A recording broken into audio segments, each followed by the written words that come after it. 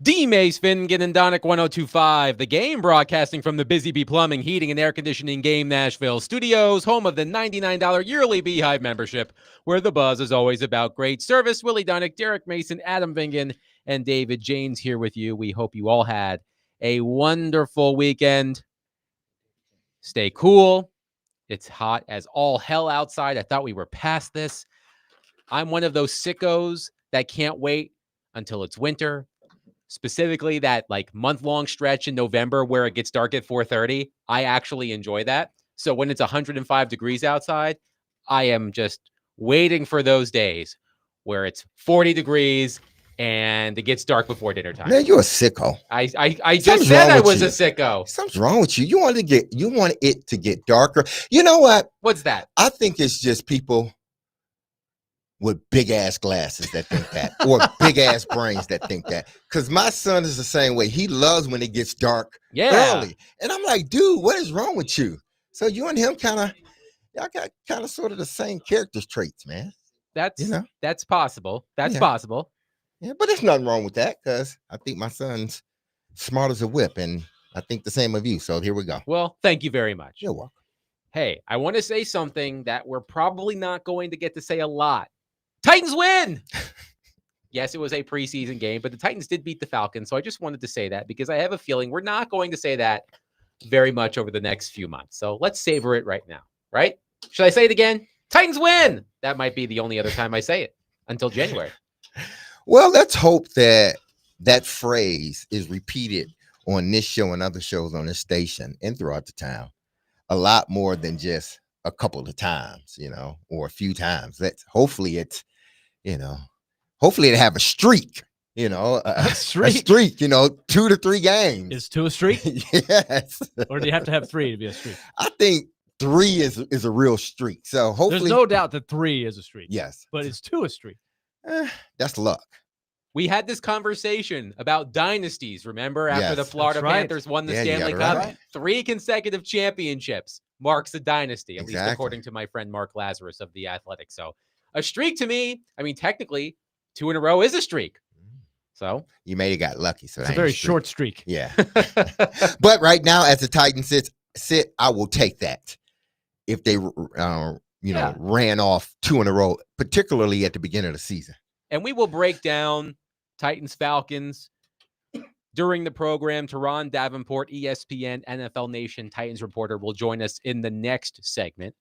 We moved Teron up a little bit because Teron was at practice today.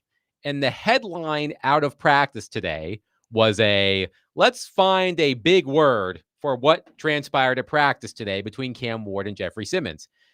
We could use dust up, skirmish, clash, scuffle, altercation, conflict, confrontation. We get the spat.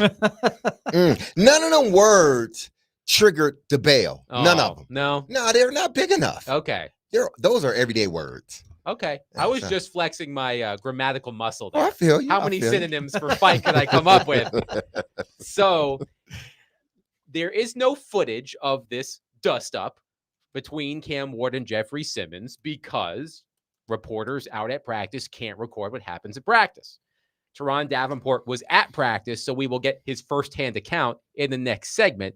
But there has been some reporting on it, and we'll share that with you now from friend of the station, Paul Kaharski of paulkaharski.com on X. Quote, end zone scrum during red zone. After a few D wins and a chestnut rush touchdown, Ward hits Ridley back right crossing for touchdown. As they come together to celebrate, Jeffrey Simmons is in the path and riled up over stuff that happened previously.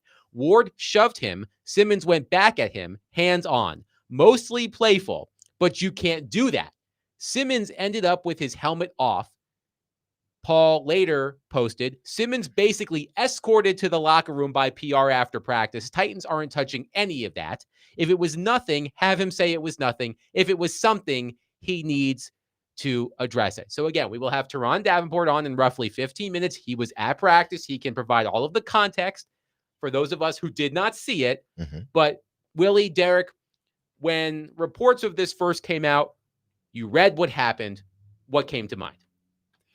Well, for me, as long as there weren't, and of course, I didn't see it. as long as there were no punches thrown, I thought of a couple of different adages. One you hit on, Adam, as we kind of put our little preparation together for our show together. Yours is you don't poke the bear, right? And you know that you can think of a lot of different sports and things where they're instigating. Certainly hockey, there's many.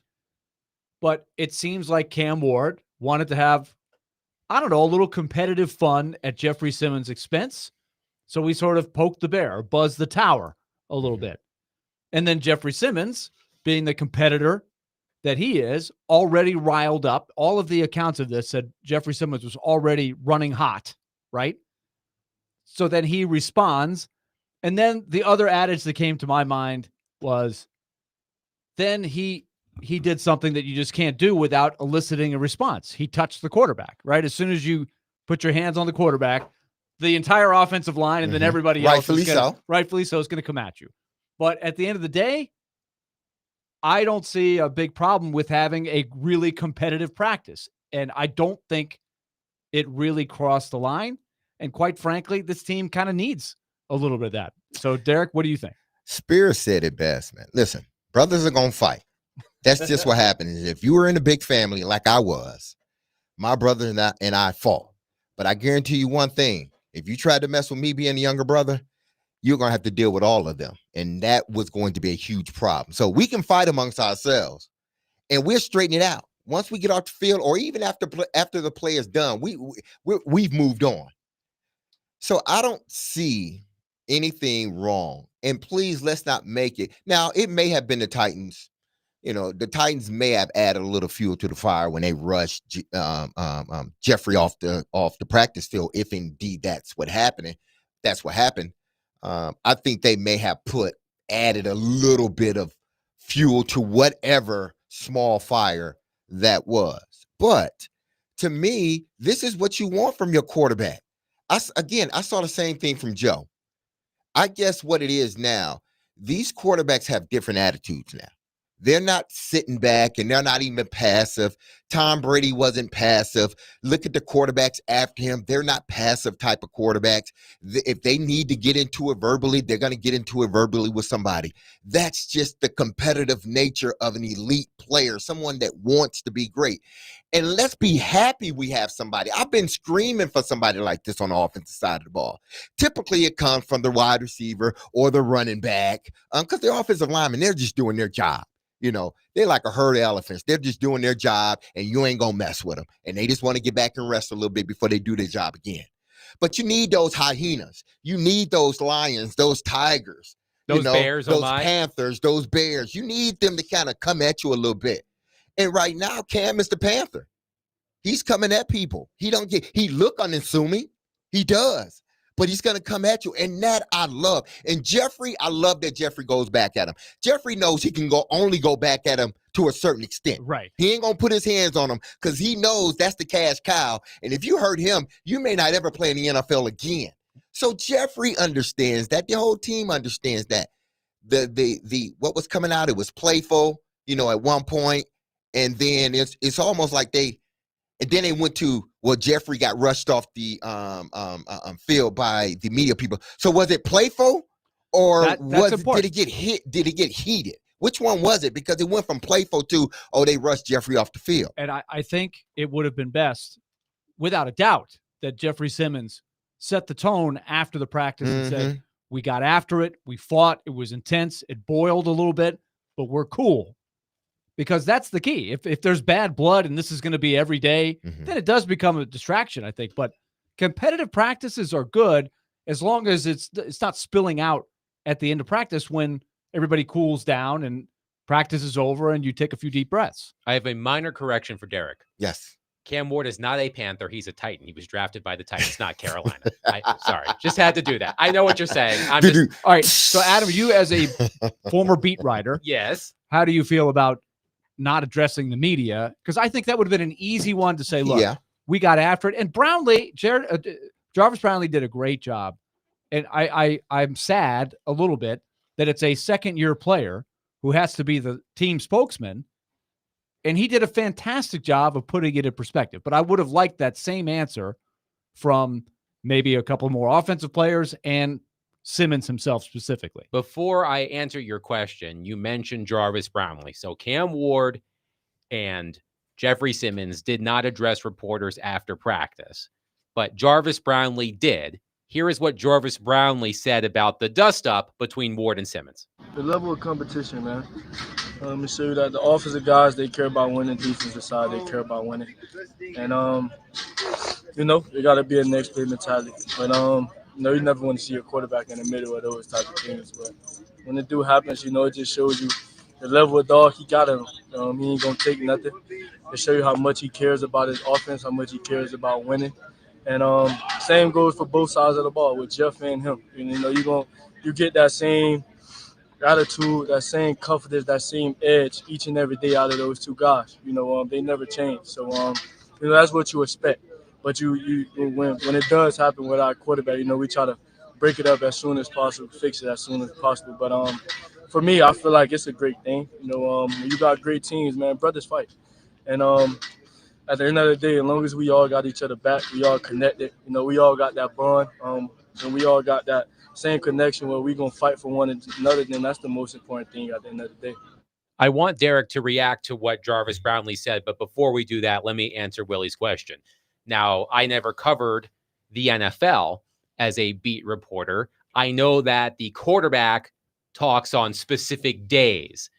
They are much more managed than the rest of the team. So I don't think today was a day that Cam Ward was scheduled to address reporters. If I heard Parker Kelly earlier today correctly, if I recall correctly, I should say, Cam Ward will address reporters tomorrow. When it comes to Jeffrey Simmons, I think it would have been best for him to address it. We've talked about this in the past, I think with Jeffrey Simmons, but also generally from a reporting standpoint. By Jeffrey Simmons not addressing it today, the story continues in the news cycle because the next time that Jeffrey Simmons speaks, this is something that will be addressed. So we will continue to talk about it. So the Titans probably did themselves a disservice, and Jeffrey Simmons probably did himself a disservice by not trying to talk about it today, because if he talks about it today, we talk about it tomorrow. Cam Ward probably gets asked about it, but we move on. It keeps it fresh in the news cycle, which is not never. It's not always a smart play. But Derek, let's react to what Jarvis Brownlee said. What did you think? Well, first, I think the Titans did do the best thing. Now, I may not have agreed with it. It may, to me or us, we would have wanted to hear what Jeffrey had to say. Well, remember what happened last year when Jeffrey Simmons got into a scuffle and wasn't escorted to the locker room. Exactly. So this time you learn from your past, mistakes, hopefully, or it may take a couple of times before you learn. But it seems like they're trying to do something different. Yeah. They took Jeffrey in. Maybe he had not cooled down. Maybe they took Jeffrey in. If he hadn't cooled down, maybe it is best that he didn't speak. Exactly. They took Jeffrey in, and they may even got their story correct. And we'll talk about it tomorrow. So everybody's on the same. Because what have I been saying for the longest with this organization? It seemed like the players say one thing, and then the coaches say another.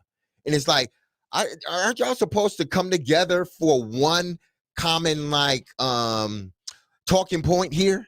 Like one theme, but you're saying this and you're saying this about the story. Y'all should have came together on this before y'all put this out. Well, maybe they've learned from that. Maybe they went back in the locker room and talked about it. And tomorrow, I guarantee you, Brian Callahan will have a great response to it. Jeffrey Simmons will have a great response to it. And it will be the response sort of kind of like Spears gave. Guarantee you. And which is a smart thing, right? Right. And maybe you have a little for the cameras. And you have a Cam little fun Ward with it. and Jeffrey go up and they laugh and you have hug it out a little bit and say, all right, now let's get after it again. Like that's ideal. Yes. Right. That you get after it. You get to maximum competitive level. And then at the end of the practice, your teammates and you're the what it would appear to be the emotional leader on each side of the ball. And you go from there, and hopefully your group gets better. Yeah, and I think it will. And now, as far as what Spears said, I think it was spot on. Brownlee, excuse me. Brownlee, I think it was spot on. He sounds so much to me like Ed Reed. I think Ed's his cousin. but he sounds so much like him in how he perceives things and how he looks at things. The things that he said, I can hear Ed Reed saying those type of things. If Ray and Joe got into it, or the secondary and Joe and the receivers, all of us got into it, that's something that he would say. And to me, that's a good thing, because when you're building a young team, you got to be able to trust one another. Yeah, we may bicker, we may go at it, but that's in the heat of battle. We're out here. It's 100 degrees. I'm tired. You tired.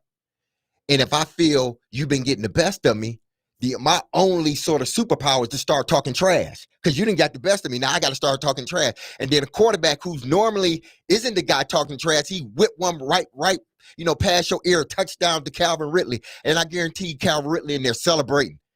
And then Cam jumps in. And then as he's walking by, he bumps Simmons a little bit like, let's go.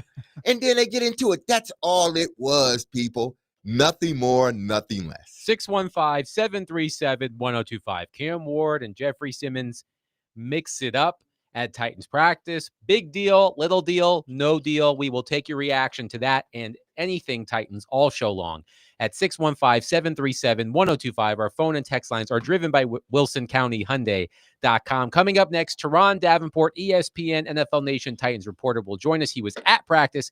We will get his firsthand account. By the way, we did have some other votes for words. Donnybrook, Brouhaha, and a couple of votes for Kerfuffle. Thank you, Derek. 615-737-1025. Nashville's best deal of the week is Bavarian Beer House, conveniently located at Opry Mills Mall. Enjoy beer, food, music, and fun at Nashville's only authentic German beer hall, where it's Oktoberfest every day. Head to theGameNashville.com/deals now to get a $50 gift card for only $25 to Bavarian Beer House while supplies last.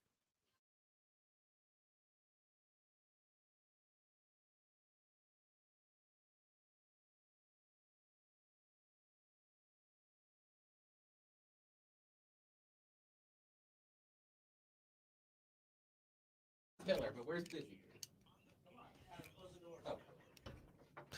Happy Monday, everyone. Derek Mason here. And if you've been injured in a motorcycle accident, go to lawtigers.com for your free case evaluation. Even if your accident was months ago, you have nothing to lose by calling Law Tigers. Insurance companies want to pay out as little as possible, or a matter of fact, nothing at all. But Law Tigers make sure you get the compensation you deserve and doesn't get paid until your case has been settled. They understand how much your bike gear is worth to you and will help you get it all repaired, or better yet, replaced. Law Tigers is the resource the motorcycle community turns to when in need. So whether it's to support an event that you're in, or if they see you broken down on the side of the road, with Law Tigers, you'll never ride alone. So call 1-800-LAW-TIGERS or visit lawtigers.com.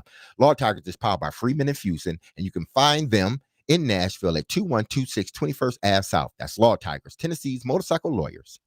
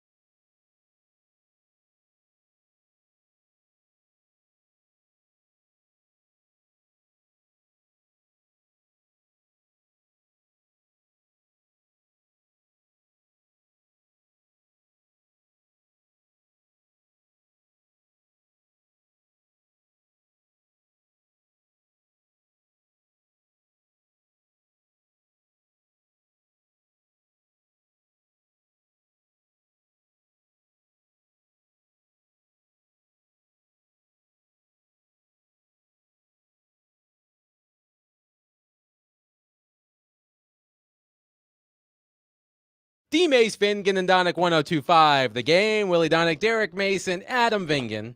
Pleased to be joined on our phone line, driven by Wilson County Hyundai.com, by ESPN, NFL Nation, Titans reporter, Teron Davenport, presented by Bart Durham Injury Law. Teron, how are we today? Hey, I'm doing really well, man. I'm going to have to talk to David after the segment, man. It got me coming back on to some 80s movie music, man. I can't get Come on, you don't know what Wu-Tang, you don't know what that's SOS from? Band. Eddie Murphy, party all the time. Party on, man. Backed up by Rick Hey, look, James. Come on. He had another song. We can't say the title of it, but he had another one that was pretty good too. He did. He was not a one-hit wonder. No.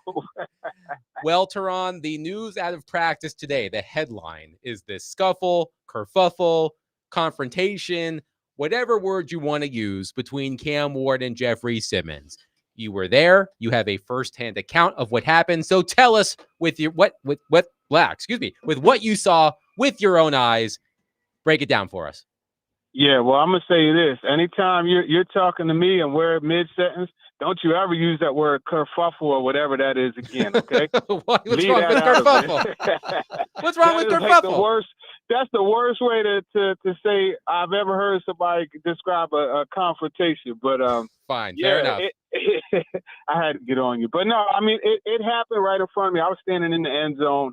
And I think really what you have to do is take it back to the previous play, right? Because Julius Chestnut, he bounced one outside. They're in the low red zone.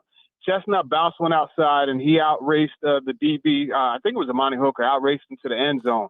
And the whole reason he was able to bounce it outside because J.C. Latham got a good block kind of in the way of Simmons. And, you know, J.C. Latham, he's going to talk. And he and Simmons, they probably have the biggest rivalry out of the two on the team, if not Cam Ward and Simmons, you know. So Latham was talking to him all the way up and into the huddle. And, you know, Simmons was talking back. So they spotted the ball.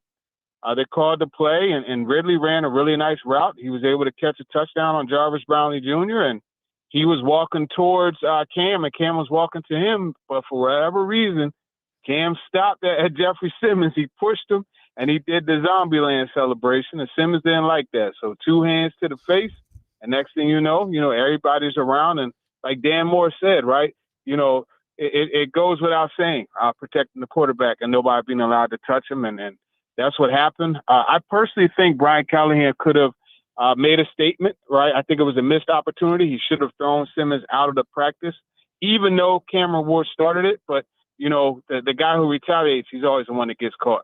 So, Teron, you wrote about this 2 months ago for ESPN.com, the trash talk between Cam Ward and Jeffrey Simmons and how it was fueling the Titans on the practice field. Was this a natural escalation of that trash talk, you think?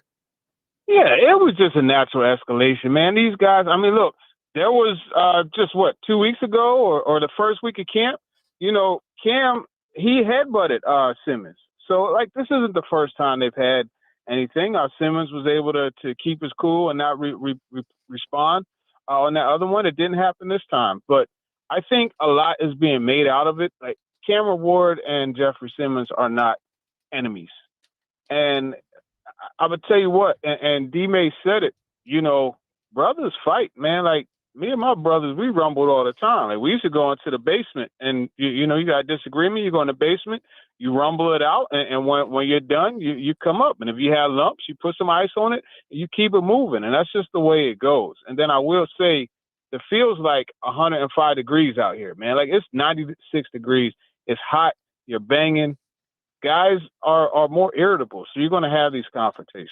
So those weren't kerfuffles between you and your brothers? Those were rumbles. Yeah. They weren't Yeah, they kerfuffles? were rumbles. There you go. Now you're saying it right. They were rumbles. Like, let's get it in. TD, I think what it is, and I'm happy. It's sort of a breath of fresh air to have what seems to be an alpha dog on the offense outside of, because usually, you know, it's a wide receiver or it's a running back, and they're always, and quarterback's always the mild-mannered one. But then if you actually look at it, the great ones, whether it was Brady or anybody else, they had that fire, and that fire sort of spilled over to the defense, and maybe they got into it. but it was always for the best of the team. And I think that's what's going on. I would rather have that now, knowing that, it's much of nothing. But I would rather have that with a guy on offense and a guy on defense than to have the defense always barking and offense sort of cowarding each and every time, the defense gets in their face. So I'm not going to make anything of that. But this past Friday, what did you think of Cam Ward's performance? Because, at first glance, a lot of people just like to look at the numbers and they say, well, he only completed 2 to 4 passes somewhere around there for under 50 yards. But if you actually watch the game over, you will see those numbers are deceptive in what it's saying, because Cam played much better than I think his number said. Yeah, without a doubt. And that's just the beauty of actually watching the game. Booger McFarland, I'll always credit him because his statement always works. Stats are like bikinis. They show a lot, but not everything. And that's really what it boils down to. You look at a 2 for 7 and think he had a very bad night. But, look at the first drive, right? It's 2nd and 13. He uncorks a beautiful throw. Van Jefferson was not able to corral it. And now, you're looking at a 3rd and 13. He sidearm throw to DK, and, next thing you know, they're punting. What happens if Van Jefferson does what he's supposed to do and makes that catch? Now you're looking at, it's probably like a 30-yard. So now you're adding, you're 3 for 7, right, and almost doubling the yardage. So I think you have to look at those things. I think you look at Ward after the game. When I asked him about it, he said that he probably could have put it on his chest. That throw was a long-range handoff. Like, it was on the money. Jefferson just has to catch it. That's the bottom line. But you look at some of his other throws. I really like the breakdown that Dan Orlovsky did, where he was showing. Now, it was an incomplete, but just the way Ward, he hit the top of his drop and it's out. And that's what you want, right? It was before the receiver. I think it was Chig. It was before Chig made his break. The ball was out and on its way there. Now, it fell incomplete, like I said, but just those types of things I think are good. And he's continuing to progress. And one of the things that he's always said is the timing, right? Making sure the timing and the ball is out when he gets to the top of his drop. He said that's going to offset any issues with spacing or speed of the game or anything like that. And I think that incompletion was a good example. Now, talking about incompletions and drop balls to wide receivers, I think Io Manor, he played well. I would like to see him play better. I think that contested, I think that was Io Manor, the contested fade from the inside position, I would have called pass interference if we're in a regular season game. I think it was pass interference, but I think he needs to use that big body and muscle and go get it. But all in all, what do you think of the wide receivers and how they played? Yeah, there was a catch by Bryce Oliver across the middle. Yeah. You know what I mean? In traffic. And I tell you, but every time Oliver, I know you started with Iron Man, but I want to give Oliver his props because every time he gets on the field, he does something you're like, ooh. Porsche as well. Porsche. Yeah, and hey, listen, he did the reverse of you, right? He went from Baltimore to here. But I tell you what, it's been good for him. He's also a playmaker. But I think when you look at these receivers, it's Ridley and then the rest, right? And Ridley clearly is the standard. Io Manor, DK, these guys are up and coming. They just got to I want to see them play with a little more aggressiveness. You know what I mean? And then I think Lockett made a couple of nice plays today. Catches across the middle. He's going to be that security blanket. And then you really look at, and I was talking to him about this the other day, you look at what he did in Seattle with Russell Wilson. How many times did you see a broken play and Wilson extending it and he turns his route upfield and it leads to a big play? You saw that all the time. So I think that experience is something that he can bring to Ward. He said that they've talked about that. So I think that's a good thing. Looking at some of the other guys left, Van Jefferson, I think his routes are so good. You know what I mean? But you want to see him make a few more plays. So there's a little bit to be desired with this receiver group. I'm really curious how things work with the waiver wire. If I'm man 49 to 53, I'm not sleeping even after the rosters are cut down to 53 because they have first claim on waiver wire, and hey, it could be another guy that gets claimed, and that means it's time for you to go.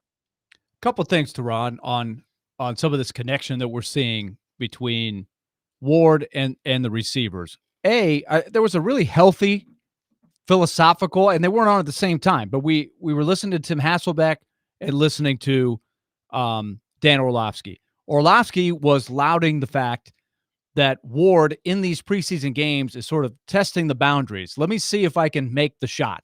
Let's take some chances and attack down the field. And D-Mace you just broke down a couple of those throws. And Tim Hasselbeck pointed out on some of the same plays, and he used one that was a 1st and 10. So it wasn't like a 3rd down where you have to hit the sticks, right? There were guys underneath that were there. So striking that balance seems to me to be something that Cam Ward is working on, because he came in with the reputation of he likes to attack down the field. Yeah, he likes to attack down the field, but he will. I mean, look at the game against Virginia Tech, right, where 88 at the end, right? You know, he was almost sacked, and he just pitched the ball to 88. The guy was underneath, right? He was looking downfield, but he found somebody underneath, in the flat, boom, pitched it to him. That guy took it down, and then they scored the go-ahead touchdown a couple plays. Like, he does that. I think, to your point about trying to see what you could get away with, what shots you could take. And again, I think that's smart. You know that the check down is there. You know it's there. But this is another reason why I don't get too hung up on stats, especially in practice. You know what I mean? Because it's like, okay, I know I got Pollard in that flat. I could go there, but I want to see if I could rip it in here to Gunnar Helm, who's spotting up right over top of the tackle, 10 yards down the field. Can I get that in between a couple linebackers to him?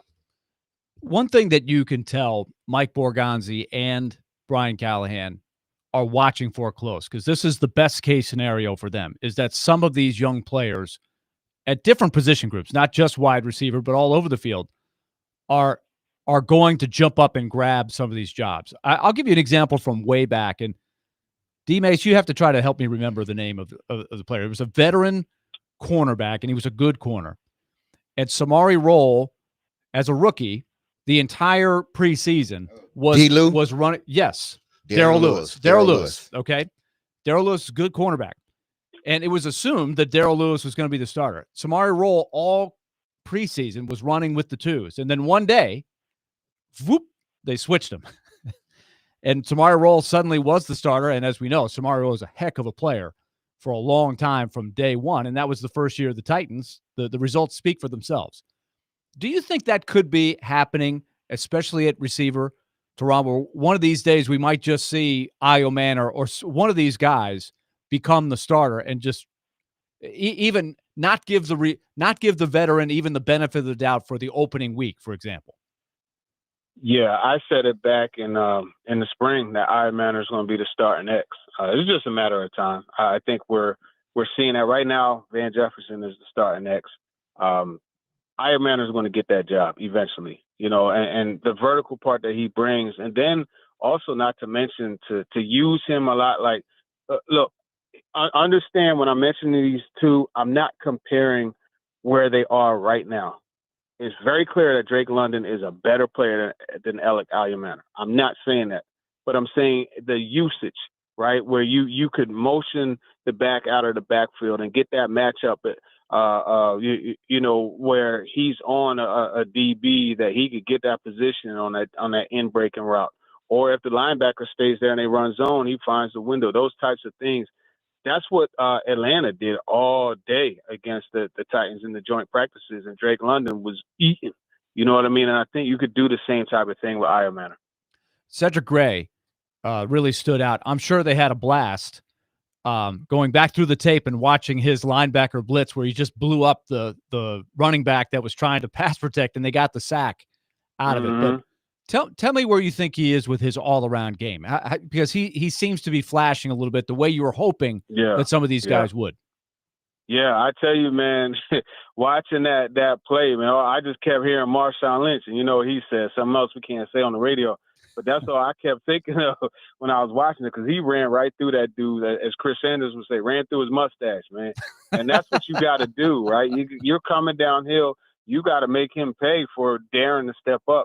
And I think when you look at Cedric Gray, because I talked to him after the game about this, you see him playing fast. Like, he's always showing up. He had the interception also. He had buku tackles. And you see this guy continuing to show up and get near the football. And he told me that he's finally, like, the game is starting to slow down for him. And he's not thinking so much, and he's playing so much more naturally. And I think that's the advantage, honestly, that he has over James Williams. He's a more natural linebacker, right? But James Williams is just seek and destroy. Like, that's it. You know what I mean? And he's someone that sometimes he might, like, over pursue a gap and get caught out of position. But when he hits it right, he's hitting and it's setting the tone. So they kind of got the best of both worlds with those two guys. I think, right now, from what I understand, James Williams has the edge, but the door isn't shut. I will say this: Cedric Gregg took some significant reps today. I'll just leave it at that. And I think it's a really good competition, and I'm looking forward to seeing how it works out. I just wonder, like, once Kevin Winston Jr. comes back, I would like to see them use a little more 3 safety sets too, because you've got 3 safeties that could all 3 of them could make plays against the run. And then when you need to match up with the tight ends, Winston, I think, could really do that and help you out. Teron Davenport, ESPN, NFL Nation Titans reporter, has been our guest on D. Mays, Fingan, and Donick, and he is presented weekly by Bart Durham Injury Law. Teron, great stuff as always, my friend. We'll catch up next week. I appreciate you. Go Mets, man. We needed one, Willie. We got one. Finally got 2 in a night, row. TD 2 is a streak, right? Yeah. No, that's luck. Right. Till I hear 3. That's Come on, right. let's go. Got to get this back on the right track here.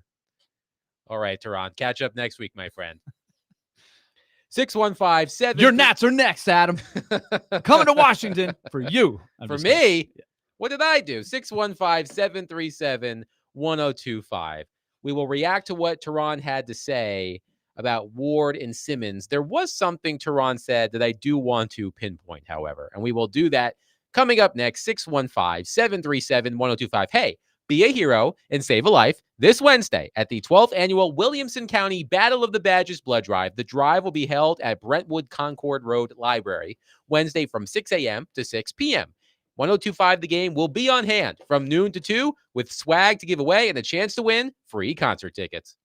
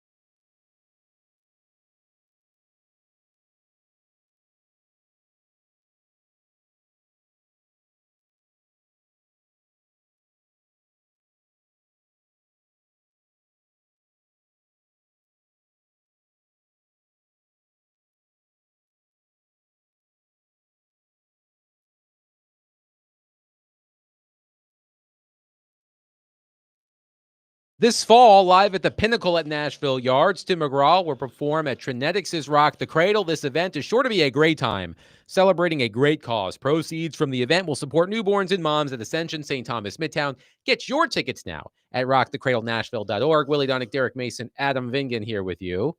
Always a pleasure to talk with Teron Davenport. I think tomorrow is TD Tuesday on Next Man Up with Jake Lyman, so you can hear Teron Davenport from 9 to noon tomorrow on this very station. Also, I learned Teron does not like the word kerfuffle. Not into it. He made that very clear. Not into kerfuffle.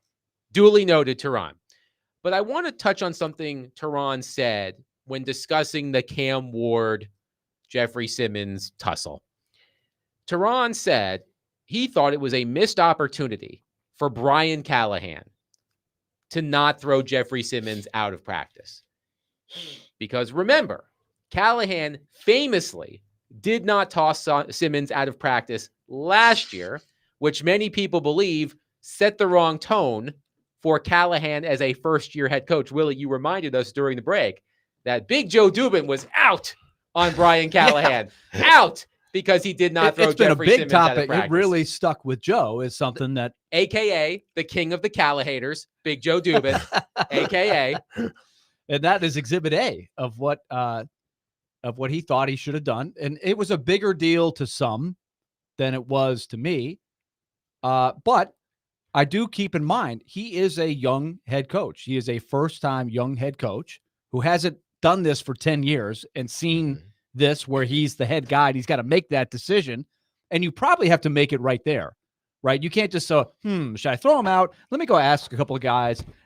Hey, Derek, do you think I should throw Jeffrey out before this next play? Like, the practice is going. Like, you got to make the call. You got to step in and say, Jeff, you're out. You know, you got to do that.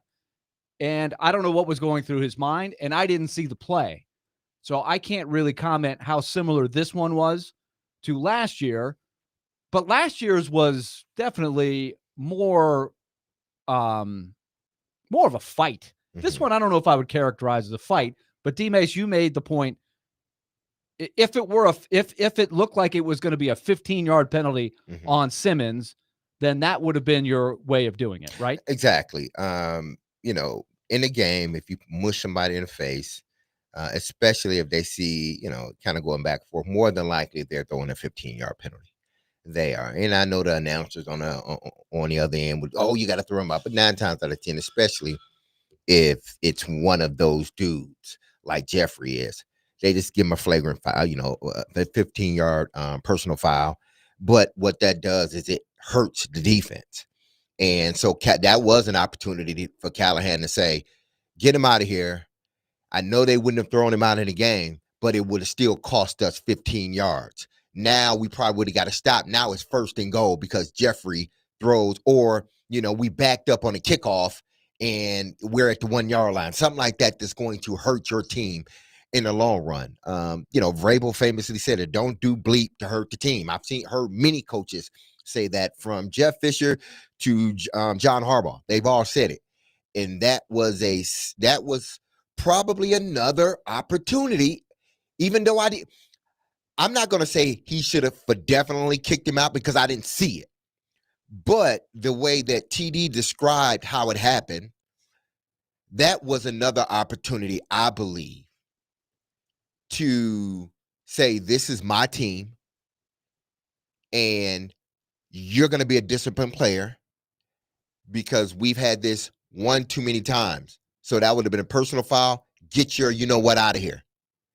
He wouldn't have got kicked out of the game, but he would have got a 15-yard penalty. So if I'm going to find a fault in what happened, it's that was an opportunity for Brian Callahan to say, Jeff, you're out of here, because that would have been a 15-yard penalty and that would have cost us. Mike on our text line, driven by WilsonCountyHyundai.com, says Callahan had a whole year to think about what to do the next time. Alex from Franklin on our text line says, well, I think the fight is no big deal. It's refreshing to see Cam Ward stand up to Jeffrey Simmons. He's the leader we've been waiting for. Times are a-changing. That is what I am more focused on based on my read on the accounts of this, right? This is, again, me trying to decipher what happened without a lot of people talking about it. I'm going also by what Jarvis Brownlee's interpretation was, Dan Moore's interpretation, and the accounts of the people who actually watched it. I think this team desperately needs, D-Mace used the perfect term, alpha dogs. You want an alpha dog on both sides of the ball. It makes for competitive practices. As long as it doesn't cross a line where somebody gets hurt or it carries over into the locker room after practice or the next day. I think if they come out tomorrow and they, there's a little bit of a public Cam Ward, Jeffrey Simmons, high five, hug it out, whatever, and you go again, that is healthy to me. This team needs some spunk. They need some attitude. And so that would be healthy. The detail of whether he's thrown out of practice, I don't know if it was right at the end of practice, the beginning of practice. These are all factors, right? But you want a competitive practice at the end of the day. Yeah, you do. So, again, I am not going to beat up Callahan over this, but, this probably, again, was another opportunity. Again, I didn't see it. I wasn't out there. I'm just going by sort of the play-by-play that we were given. And if you put your hands on the quarterback's face mask, that will be an ultimate 15-yard penalty. And depending on who the quarterback is, that may be a hefty fine after the game. It'll be in your locker come on Wednesday morning when you get in there after your break, off on Tuesday. But this was the opportunity, I think, based on what I heard, where Callahan could have made a statement. But he chose not to. I don't know. He could have said something to Jeffrey on the field or as they were walking out or when he got back in. I'm sure once they watch film tonight, he's going to say some things to Jeffrey. I'm sure he will. But everybody's still going to think you are scared of Jeffrey. One texter says, Vrabel never kicked. Not untrue. Yeah. Vrabel never kicked Jeff out for fighting. It's a part of training camp. That is factually inaccurate. From A to Z Sports, more than 2 years ago, from Sam Phelan, there was a tussle between Jeffrey Simmons. I'm just going to use the word tussle because I don't want to upset anybody with kerfuffle. Jeffrey Simmons and Jamarco Jones got into it during a team period of practice. According to Sam Phelan of A to Z Sports, both players were removed from practice and spent the rest of the day working out on the sidelines and in the sand pit. Neither returned to the practice field, however. So I remember Mike Vrabel did indeed set Jeffrey Simmons off to the side after getting into and from my knowledge, confrontation at practice. From my knowledge, Brian hasn't done any of that. And he's had a few situations where he could have. Now, like you said, Willie, I don't know if this happened at the end of practice. So kicking him out, I mean. And maybe they deemed it would not have been a penalty. I can't comment if I didn't see how much contact was. But if it were a penalty, that would be very much grounds to set the boundary. And like you said, you don't want to come across as somebody who won't stand up to the most decorated players on your roster, right? Because that is something that players will sense, right? Oh, he'll throw the third string guy out here. He'll throw him out of practice. He won't throw the star player out. That does rumble through a locker room, no question about it. You can't have that if indeed this seems to be the pattern, and this sort of, you don't want this to spread. You just don't. And you've had opportunities as a head coach to do one or the other. You chose another route. Fine. That's what you chose. But you can't get, upset, or you can't, say we're making too much of it when it's happened over and over again and you still haven't done anything to the guy that it's happening with. You just sort of business. Because I mean it works for a minute, but then he kind of, becomes Jeffrey again. The texter who said that Vrabel never kicked Jeffrey Simmons out of practice has responded. I want to see if this is just a matter of semantics. He said he did not kick him out. He made him run. Big difference. He kicked him out of practice, man. He was not a part of the practice routine. I'm telling you, from a guy that seeing that you're not a part of practice. You're over there and everybody else is practicing. You're over on that third field. Skyler says Jamarco Jones got cut after that fight too. Oh, yeah. He Callahan just doesn't have that in him. Well, he's not going to cut Jeffrey Simmons, Yeah. guys. or or the Cam quarterback. Ward. But it's a bigger thing too. It's not just how are you handling Jeffrey Simmons, who does have a temper on him, right? It's what makes him great is also a weakness at times. He can snap a little bit, but it also goes to the bigger thing of you're trying to have a more disciplined, attention to detail focused team, and they were anything but that last year. That is a fair criticism of a young head coach in Brian Callahan. 615-737-1025. We will continue to take your reaction on the dust-up, the scuffle, the confrontation, the tussle between Cam Ward and Jeffrey Simmons at practice. But The rhubarb. The rhubarb? Isn't that a pie? Well, yeah, but it's also a dust-up, a scuffle, a rumble, I take it. a rhubarb, Mm, a disagreement, an argument. Is it? well, one Yeah. definition of rhubarb is a heated dispute. Yeah, there you go. Okay. Hello. Vocab. Chalk it up. Give me a he double went down. he went into his bag. Yes. 615-737-1025. There was a game on Friday. We will discuss that, starting with, of course, Cam Ward's performance against the Atlanta Falcons. We'll do that next. We'll take your reaction all show long. 615-737-1025. Willie Donick, Derek Mason, Adam Vingan, 1025 The Game.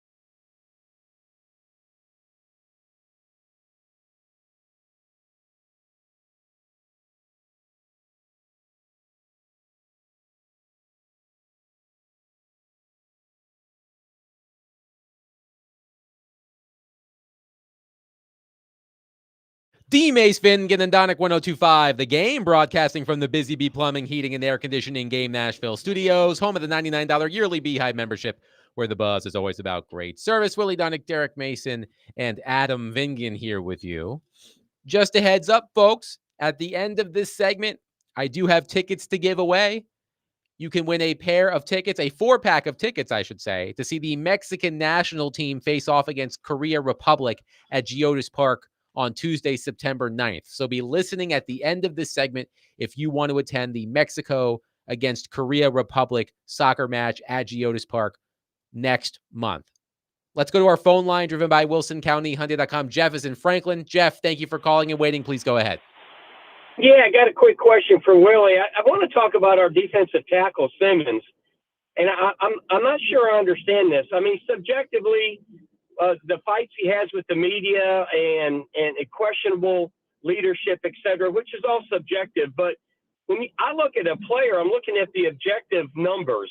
How many, rushes are touches on the quarterback? How many sacks?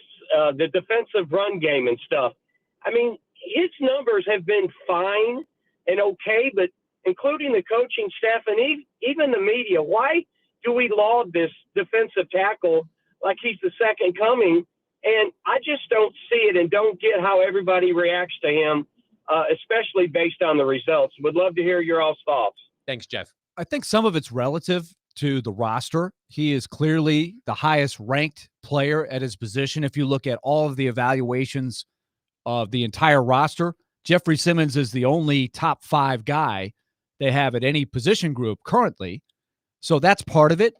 Also, I think there was a time where I thought he was comparable when he signed the contract. And you guys tell me if you disagree. When he signed the contract, he was getting compared alongside of guys like Aaron Donald. I don't know if anybody ever said he's better than Aaron Donald, but as he was negotiating his last contract, which was very lucrative, his comp was Donald, right? It was maybe, let me just slide right under Donald.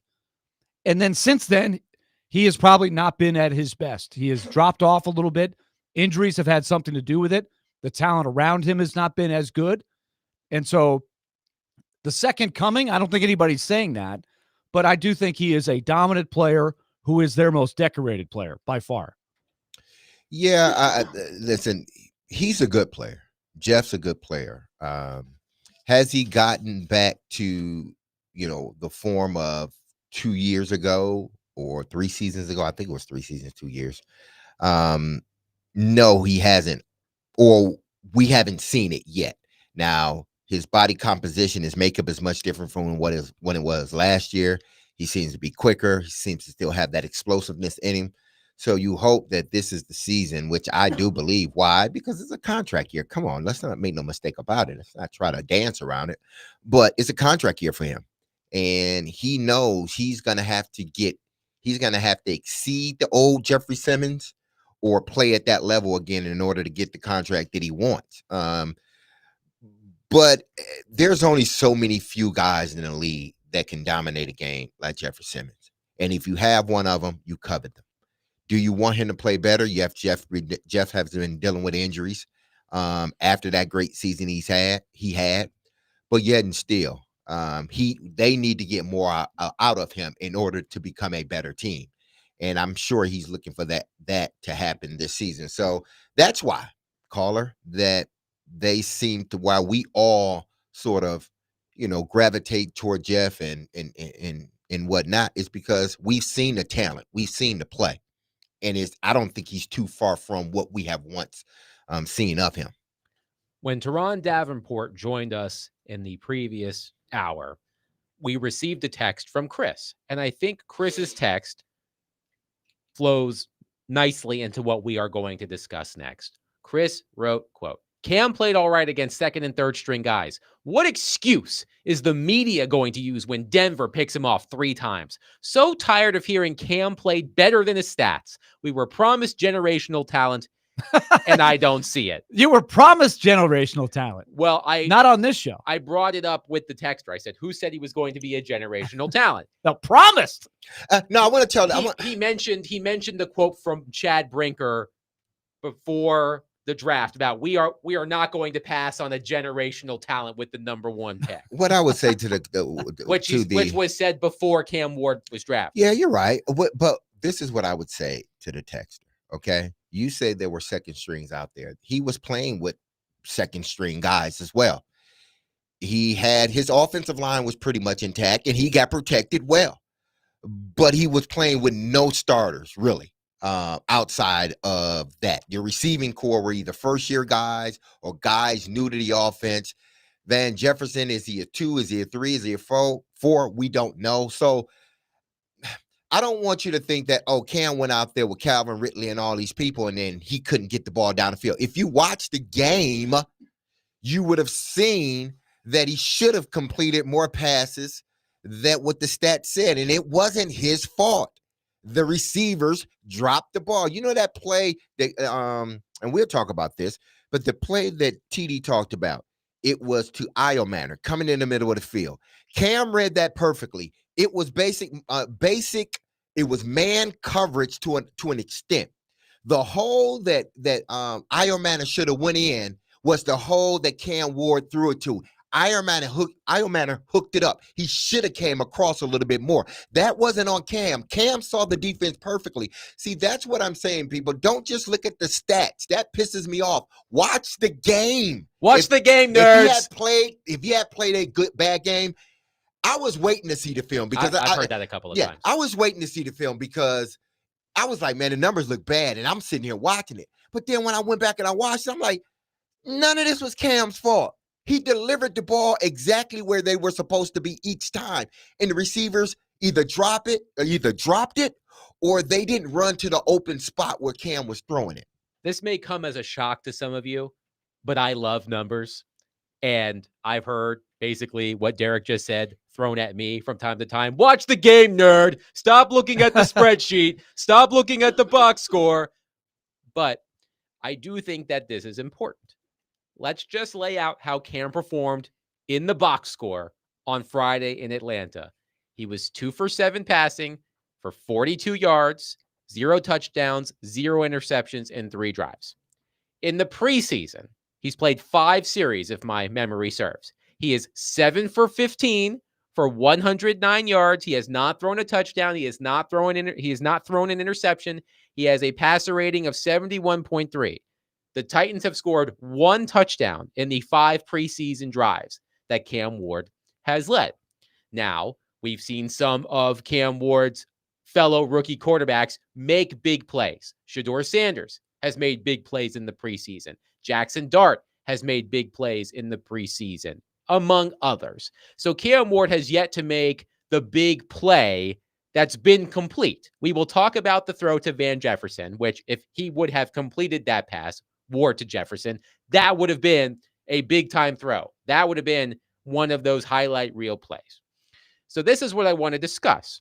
And Derek, you kind of spoiled it. We can continue it. You jumped the gun on it a little bit. I appreciate your passion. It's a segue. Yes. It's easy to look at the box score. It's easy to look at the fact that Cam Ward has completed fewer than 50% of his passes in the preseason. He's 7 for 15. He's thrown for 109 yards. He has yet to throw a touchdown pass in the preseason. But it is important to add all of the context. And as many of you have said to me over the course of my career, watch the game, nerd. It's important to watch the game because the numbers, as much as I love numbers, and I rely heavily on data, not just in football, but of course hockey, it is important to watch the game because there is missing context. So when you look at Cam Ward's box score in the preseason, it does not look good. His PFF grade does not look good. But it's important to note the things that are going on around him, the plays that he has attempted to make that have fallen short. Number one, I would say, what did you expect the numbers to be going into the preseason? Because especially if we tell you that they didn't play Calvin Ridley, this best receiver in the second game, right? That this is all part of the context you're talking about. They also don't have a very good roster to begin with. So that's one part. The second part I would say quickly is most of you that are listening probably play fantasy football. So I don't want to say that the stats don't matter at all, but I know that myself, and I'm like Adam, I'm a big stats guy. I play fantasy baseball as well. I don't think I have ever in fantasy football looked at the stats for the preseason games to make my choice for a fantasy football pick. I'm more looking at what are the coaches saying? What are the insiders saying about what somebody's role is going to be? So put that in the backdrop, right? Would you, if Joe Burrow went 0 for 9 in the second preseason game, you'd say, I don't know if I can take Joe Burrow with my quarterback 1 pick. Or, hey, Jamar Chase, he hasn't caught a single pass this entire preseason, and he's played. Would you drop him on your list based on those stats? No. So it's a process. You're working on things. I'm not worried about the numbers. Now, the day will come where, yes, the numbers are going to matter 100%. But right now, I'm really not that caught up in the numbers, even though it didn't look great. By comparison, again, just looking at the box score, I have not watched a single second of New York Giants preseason football. A single second, and I don't plan to unless the Titans happen to play the Giants in the preseason sometime, and I'm not sure how often that happens. Jackson Dart in the preseason is 26 for 35. That is a completion percentage of 74.3%. He has thrown for 291 yards and 2 touchdowns with a rating of 117.7. So I'm sure some of you are saying, should have taken the Giants offer. Did he start those games? He did not start the first game, I'm pretty sure. I don't know if he started the second game. I don't think he did, but I could be wrong. But there's part of the context that where you start going through, like, okay, who was he playing against? When did he come into the game? How many series did he get? Like Cam Ward has only played 7 series? He's played 5 series. Five series in 2 games. So he hasn't. That's a very small sample size we're talking about. But D Mace has been smoldering over here, so we got to let it. Listen, I mean, I get it. That at first glance you look at the numbers and you listen and it's saying 2 for 7 and it's saying 40-something yards and it's saying completion rate is the completion percentage is down. I get all that. And I would want it to be better. If I'm just looking at it on face value, I would want it to be better too. But then once I sort of peel that layer off and then I really start looking at it, I'm like, okay, yeah, I want it better, but how can it get better if he's doing the right thing, but everybody else isn't? If he's doing his job, Tom Brady's former wife famously said it. He can't throw the ball and catch it too. Okay, what was her name? Giselle. She said after the Super Bowl loss, he can't throw the ball and catch it too. Okay, so I know Cam Ward isn't Tom Brady, and I'm damn sure ain't Giselle. But what I'm saying is, he can't throw it and catch it too. That's all I'm saying. Okay, people. Let's just point out as well, Derek. Let's play. Did you play Mad Libs? Are you familiar with Mad Libs? Yeah. Willie, are you familiar? I am, and I was not good at it. You'd have to fill in the blank with a random noun or adjective or something. So let me ask you this. This will lead into our conversation in the next segment about the throw that had everybody talking on Friday and over the weekend from Cam Ward to Van Jefferson. I want you to give me a number. I'm going to tell you a sentence, and I want you to fill in the number.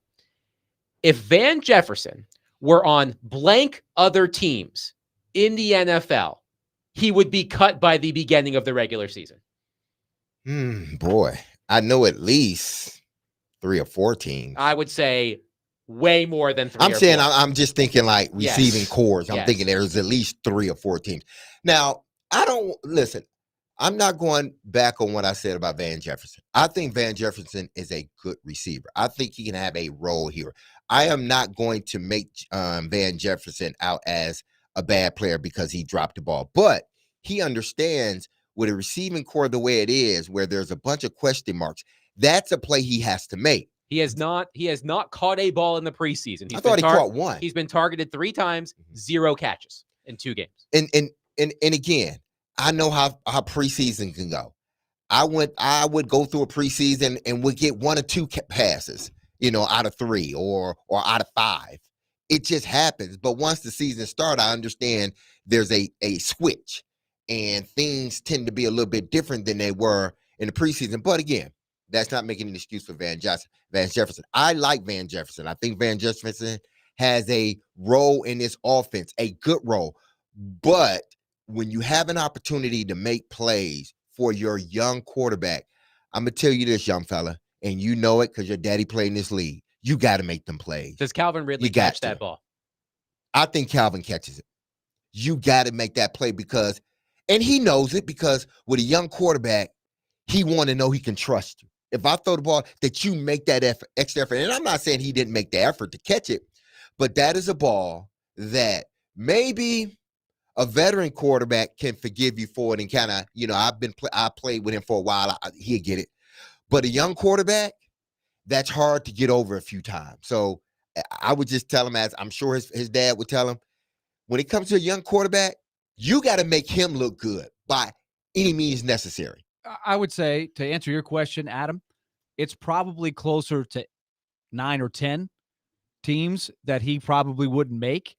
But I would say that he's the perfect guy to bring in, a steady veteran who is a pro role player, but a placeholder that is set up to just hold the place until you can find a younger, better receiver to replace him. You want the young players to pass him up. He wasn't signed to be Jerry Rice or even DeAndre Hopkins. He was signed to be a placeholder. And so I'm not expecting him to make outstanding catches and be the surprise guy who's going to get 1,000 yards. I'm not going to, even if Van Jefferson had caught that and then caught a touchdown pass on another spectacular catch on the next play, I wasn't going to draft Van Jefferson on my fantasy team. I wasn't going to touch him. Damn, Van. I don't remember the last time I had a Titans receiver on my fantasy team. Damn, Van. Oh. He is who he is. He's a placeholder. I'm hoping that Alec Iomanner or others pass him up. That's how this roster is designed. So that's why I'm not that worried about the stats in a preseason game. It's in the context of a whole portfolio of things that coaches are evaluating. And later in the program, we are going to talk about Cam's aggressiveness versus perhaps playing it safe, quote unquote, because there were some differing opinions on that. 615-737-1025. I want Derek to break down that pass from Cam Ward to Van Jefferson, because that was one hell of a throw. Cam had his opinion on it.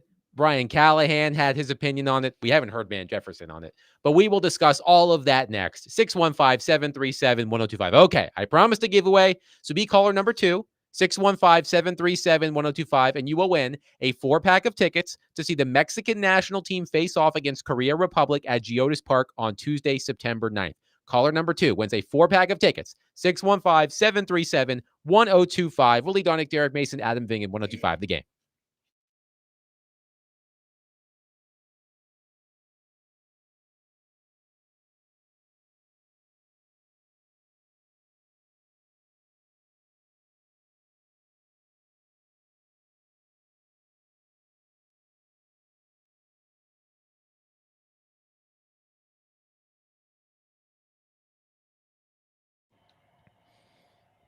Hey, Derek Mason here. And if you're thinking about your home's curb appeal, don't overlook your garage. It's the biggest opening in your house. That's why I always recommend All Four Seasons Garage Doors, owned by Dan Watkins. This is a locally run, family-owned business you can trust. They've got a huge selection on garage doors, so if you're ready for a new look, this is the place to go for quality. And if you need just a fix, whether it's a spring replacement, opener replacement, section replacement, or any repairs, they'll get it done right. They can even quiet that noisy garage door or opener that's been driving you crazy. Listen, I can tell you, mine made some noise. It's still making some noise. I need to call Four Seasons garage door openers so they can fix my garage so it will not make any noise, because I hate that noise when I'm lowering down the garage. But anyway, installation, nobody does it better. They're big enough to serve, but small enough to care. That's why Middle Tennessee trusts them with their homes. Check them out online at allfourseasonsgarage.com. That's allfourseasonsgarages.com.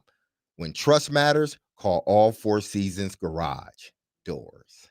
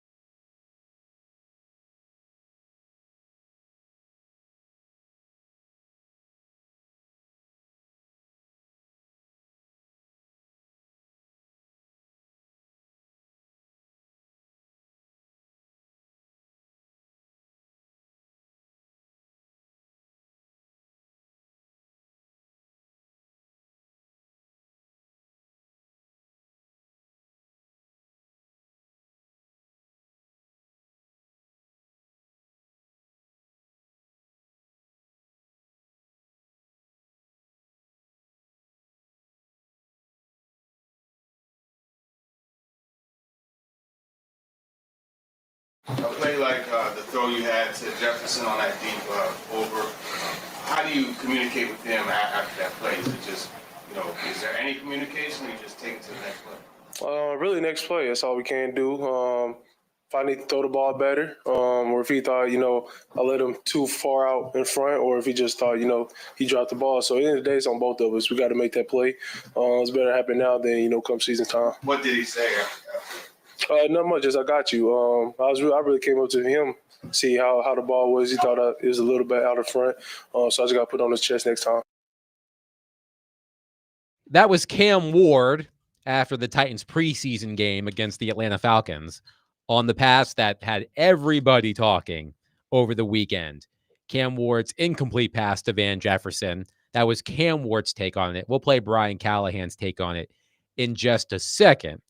But Derek, you pulled up the All-22. You've looked at it from all angles. Do you guys remember that viral phenomenon?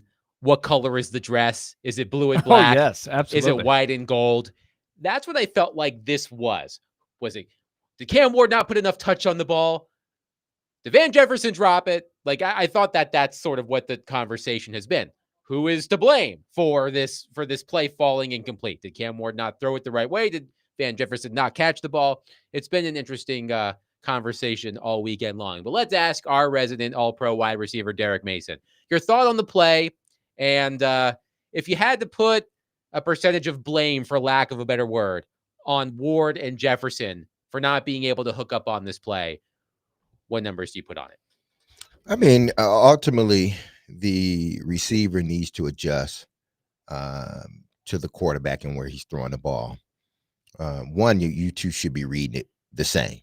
But if the quarterback releases the ball, it's then up to you to adjust to it. Now, in that particular play, because Van was coming across the field, one is going to take a little time. I'm sure what he's taught is to keep it high coming across that field and let the quarterback bring you down if he needs to. You never want to leave the ball short as a quarterback, especially on a, what do you call it? Coast to coast throw. Basically, that's what it is. Coast to coast throw. You don't want to leave it short underneath them, because a lot of times you do got an underneath defender, and you're trying to get it over his head and put it out there so the receiver can run and go get it. Maybe the angle for Van Jefferson wasn't high enough, and depending on how they've ran that play in practice, because a lot of this is you're running a play because it worked in practice a few times, and it seems like you and that guy are on the same page and you both are seeing the same defense. So I'm sure in practice they probably missed on it once, or they probably hit on it both times. But I'm sure it was more so the way Cam threw it. I'm saying the way he threw it in the game is probably more than likely the way he threw it in practice.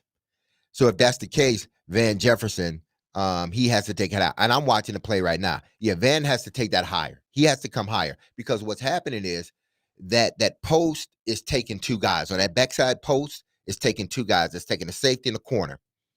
The only guy that could probably get underneath that is that linebacker, fluttering out. If he gets deep enough, then you may not be able to get it. Or if that defensive back that's playing Vance man-to-man, if he stays underneath it, or he's just got good coverage. Van should take that thing up the field. He should take it more than not to the front pylon, and then make the quarterback bring you down. But Van ran more so toward the sideline. He didn't run at the front pylon. He ran underneath the front pylon. And what was happening was Cam was throwing it to the front pylon, more so to the front pylon. That's why there wasn't a connection. I'm guarantee you, when they completed that pass in practice, it was throwing it to the front pylon. That's where you're running. That's where you're getting. Because if anything, it's going to be high in a way so nobody can get it, and it's not going to be short unless I just see nobody's underneath you. But again, these are things that you tend to think gets better the longer you play. So that's why to me, this isn't an indictment on Van Jefferson. I just think it's an indictment on just all of them learning one another, still learning one another. And again, I'm not making an excuse. He should have caught it. He got his hands on it. He should have caught it.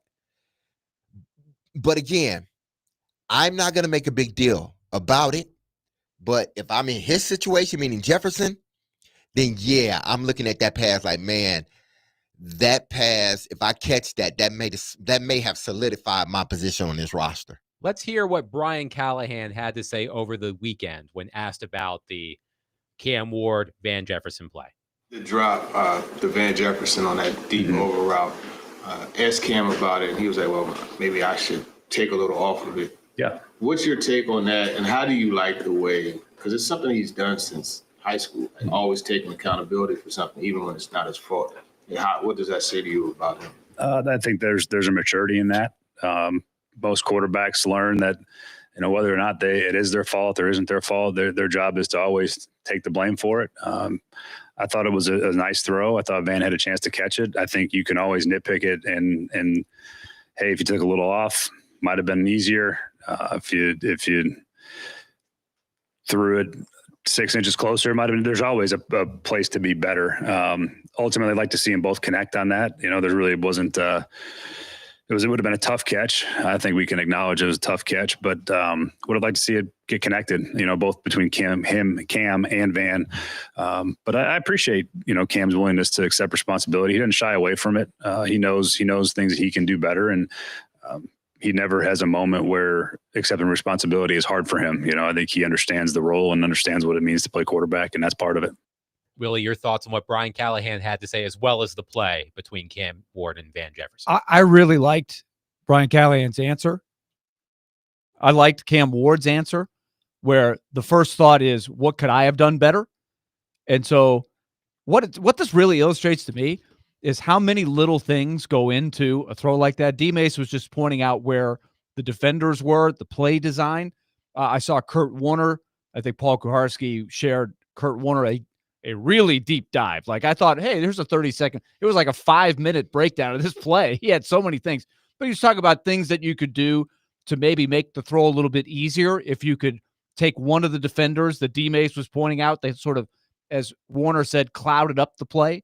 If you could get him moved a little bit, that throw becomes a lot easier. D-Mace is talking about how a route adjustment by Van Jefferson could have made it a lot easier. My thought was, I can only relate as a guy who played outfield for a while in baseball. There's some times where a ball is hit and you're tracking the flight of the ball and you're thinking, I got it. Oh, I don't have it. The ball's hit a little harder, a little different. It dawns on me that Cam Ward's ball, the way he throws it, not a lot of quarterbacks have that kind of zip where he throws a rocket. That's a frozen rope that isn't lofting in.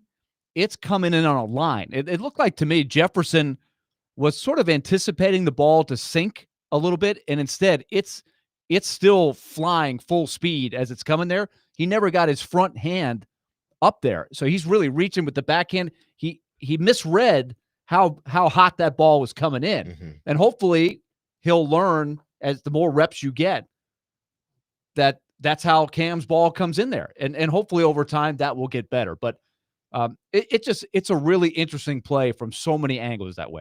Let's go to Trey on our phone line, driven by WilsonCountyHyundai.com. Trey, thank you for waiting and holding. Well, you did both. Hey, Please guys, how y'all doing today? Good. Hey, Trey. Hey, I was just want to say, I was watching that replay. That ball came in hot. You know what I'm saying? It came in hot. It came in, I don't know if he would have been able to catch that ball the way that ball was coming in hot. And D-Mace, I wanted to ask you, if you was in that position, would you have been able to catch that ball like that, the way that ball came in? You know the answer before you ask it, Trey. Come on, Trey. That's a rhetorical question, ain't it? What do you think his answer is going to be? Hey, but yeah, that was ugly. But hey, I love y'all. Y'all have a good day. Thank you. Too, Trey. Thank you, Trey.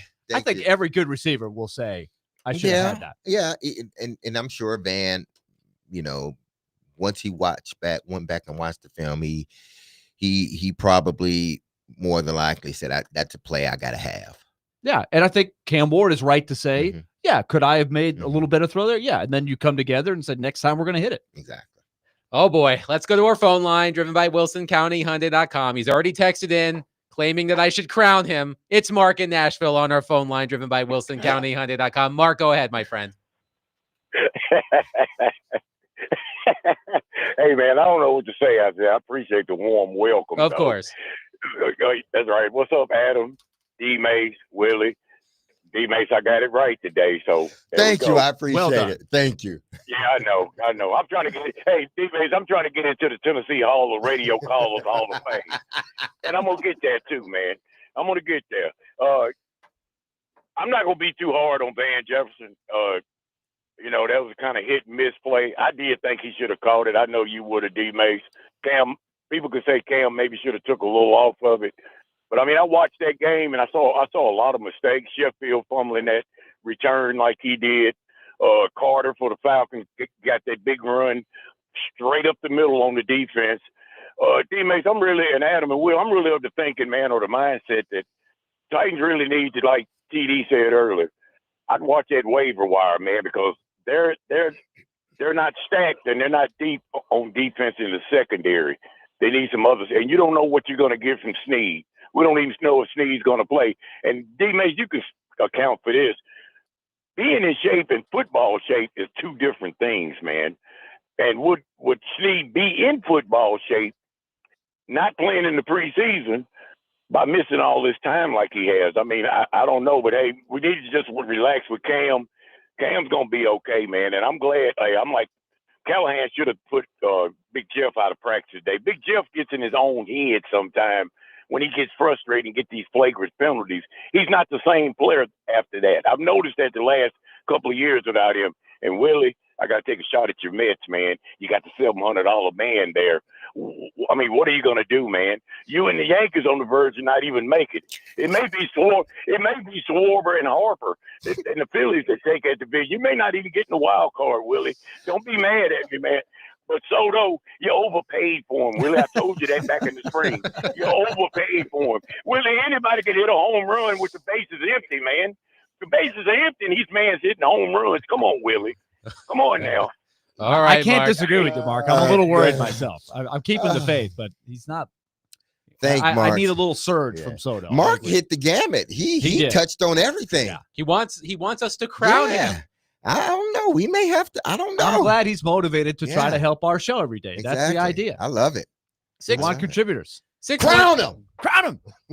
That startled me. 615-737-1025. Our phone and text lines are driven by WilsonCountyHyundai.com. We will take your reaction to the Cam Ward and Van Jefferson throw from Friday's preseason game. But coming up next, two respected ESPN NFL analysts, one of whom we know incredibly well, seem to have a difference of opinion on Cam Ward's approach. We will discuss that next. 615-737-1025. Willie Donick, Derek Mason, Adam Vingan, 1025 The Game.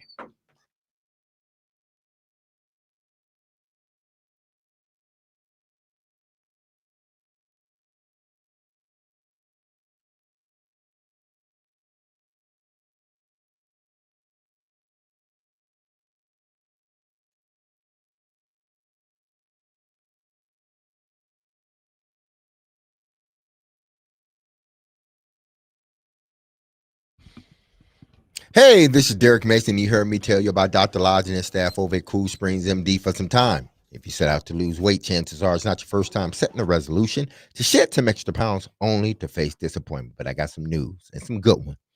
Because at Cool Springs MD, Dr. Lodge and his staff understands the frustration of this cycle, and that is why they offer a different approach to weight loss. Their comprehensive weight loss program is led by Dr. Jeffrey Lodge and addresses the root cause of weight gain with tailored nutrition, exercise, blood test supplements, and more. They will customize a program specific to you and you only. So connect with Dr. Lodge at CoolSpringsMD.com today to schedule your appointment for a personalized weight loss plan just for you. That's Cool Springs MD, where your weight loss journey becomes a success story.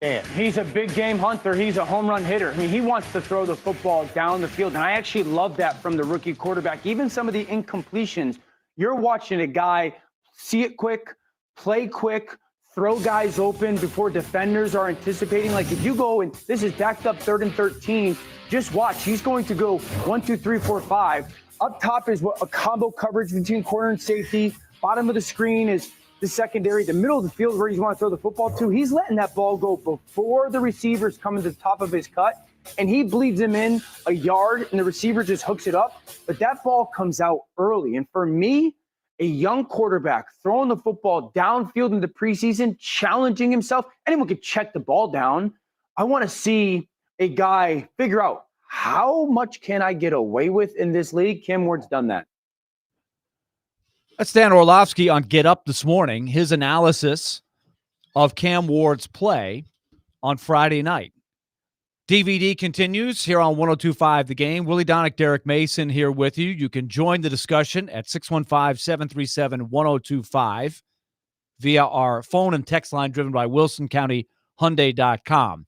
During the 5 o'clock hour, we're going to leave it open. We'll continue to talk about the progression of Cam Ward and also the incident that took place today that a lot of people want more insight on between Cam Ward and Jeffrey Simmons, where they got into a little fill in your word, kerfuffle, scrum, skirmish, altercation, whatever you want to call whatever it. you want to throw it in there. We're going to talk about that. But we want to get into something that's going on in the development of Cam Ward, and I think it's an important one.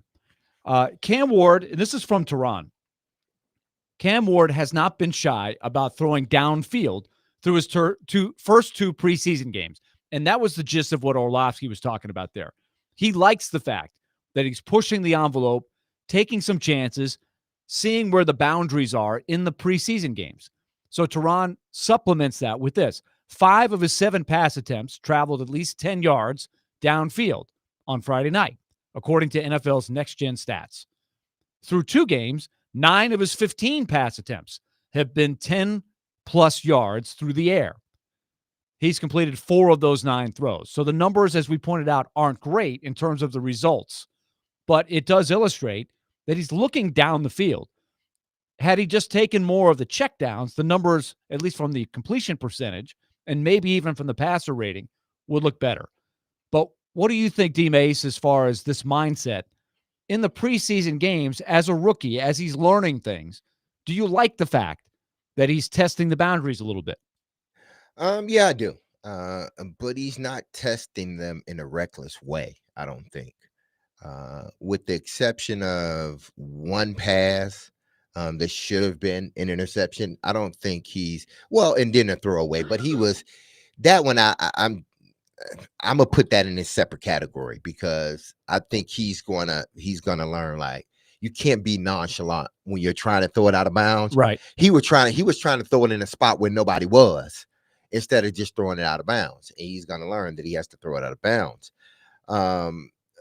But I like his sort of aggressiveness because it hasn't been to the detriment of the team. It's not like Caleb Williams, where Caleb was just, he trusted his arm so much that it forced him into bad decisions. And you saw it play out a lot of times. Last year, he didn't throw a bunch of interceptions, but near interceptions. I guarantee you, if you go on this chart, what do they call it? Interception worthy throws. Interception worthy throws. I'm sure he has more than his share of interception worthy throws. And that's what you don't want with Cam. You want him to be aggressive, but you want him to know when and where to do it. And not to put it in a situation where, listen, a lot of times it's if my guy gets it, nobody gets it. But Cam has been, at least to me, Cam has been aggressive, but not reckless. So I like that because it's hard to teach a quarterback who's scared to throw the ball down the field. It's hard then everything has to be perfect for him to throw it down the field. And I think the key point that Orlovsky made that I think is worth emphasizing is that he's doing this without losing complete track of the timing of the play, right? He's not holding, and extending and then just gunning it down there. He's trying to wait. The offensive line is doing a good job of creating a pocket for him. He hasn't really been hit very much, so he can try to, within the timing of the play, attack the some of these long options down the field, even if the results aren't great. But now let's play the flip side of this. Tim Hasselbeck, our good friend, who Chase and Big Joe have stolen from us. Actually, it's partially because Ensworth actually practices this after school. They're practicing right now. I know Ensworth is a football factory. I'm just kidding. They don't practice during the school year. They're like second and third period football practice. I don't think they've gone that far yet. It's not like IMG or something like that. They're getting there. But Tim will remain with Chase and Big Joe, and we love his perspective. This is what he had to say on ESPN about maybe the other side of it. And he's talked about it with us of also balancing attacking down the field with taking what's there. Yes. You just want to see the completions, the success, the movement of the offense and scoring points. I think it's really what you want to see. What has been impressive is his comfort level and poise and really the arm talent that's on display. But you know that he's going to need help.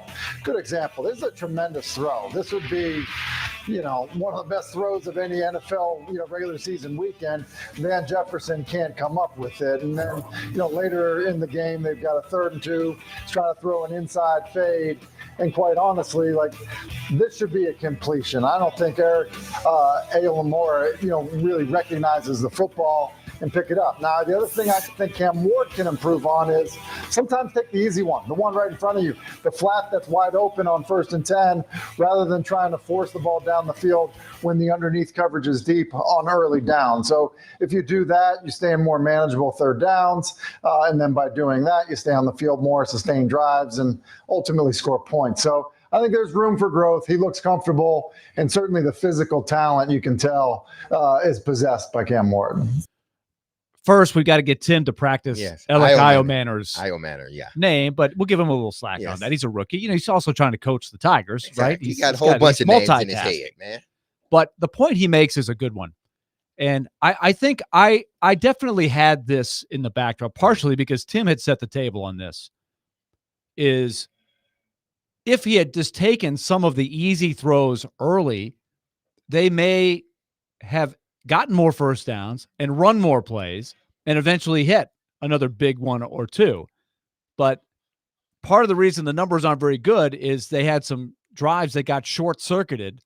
He threw some passes that were a little bit more of the high degree of difficulty. He doesn't have great wide receivers that are making contested catches, although we're going to get to the one that Gunnar Helm made. Now, that was a heck of a catch, and it was contested, so that was a great sign.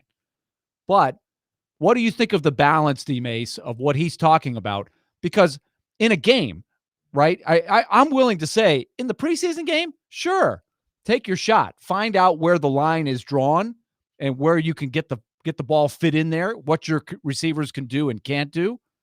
But then when the game starts, there does need to be a little bit more of, let's take what the defense is giving you, especially 1st and 10, where you're not forced to try to hit the sticks. A 6-yard gain is a good play on 1st down. So what about that balance? Well, there's 2 type of philosophies. There's a preseason philosophy where you're trying to get some things done. You're trying to see some things. And that check down may be there, but you're like, as a quarterback and offensive coordinator, you're thinking like, okay, let's really wait on this big play. Let's see if we can do it, because now you believe in your offensive line. So it's like, let's wait for that. Let's see if that crosser comes open. And then let's try to hit it. So there's, that. And then there is the regular season where we've game plan. We know if it's there, take it. If it's not, quickly get back down your check down. I heard that so many times in my career, it's pathetic. Hey, look at that post. If it's there, quickly. If it's not, get back down to the check down. It's 1st down. We just want to make it 2nd and 7, 2nd and 8, 2nd and 4, somewhere around there. Take the check down. I think I'm hoping and I'm believing that's what he will learn, and that's what Brian Callahan will be telling him when the season starts. Now we're working on some things. We're trying to take some chances. It's preseason. There's nothing to lose, but we're not going to do it recklessly. Wait for the over route or wait for this route. If it's not there, then you can try to get back. But once the season starts, the process has to speed up. It has to. If it's not there, boom, you know where your checkdowns is. Okay, boom, boom, boom. All right, we got it. Move on. It's different in the preseason when you're game planning. Hell, you're not doing much game planning in the preseason anyway. You're working on your offense. You're not game planning against a defense and what you can do. It's just plays you want to work on, and this may be a defense they're going to play, but I'm not really going in deep trying to figure out how to beat this. I'm running a certain concept. If they play perfect defense, then great. If not, then we're going to try it, but get back down to your check down. So I understand what Tim is saying, and Tim is right. I'm not going to sit here and try to say a quarterback is wrong with what he's saying.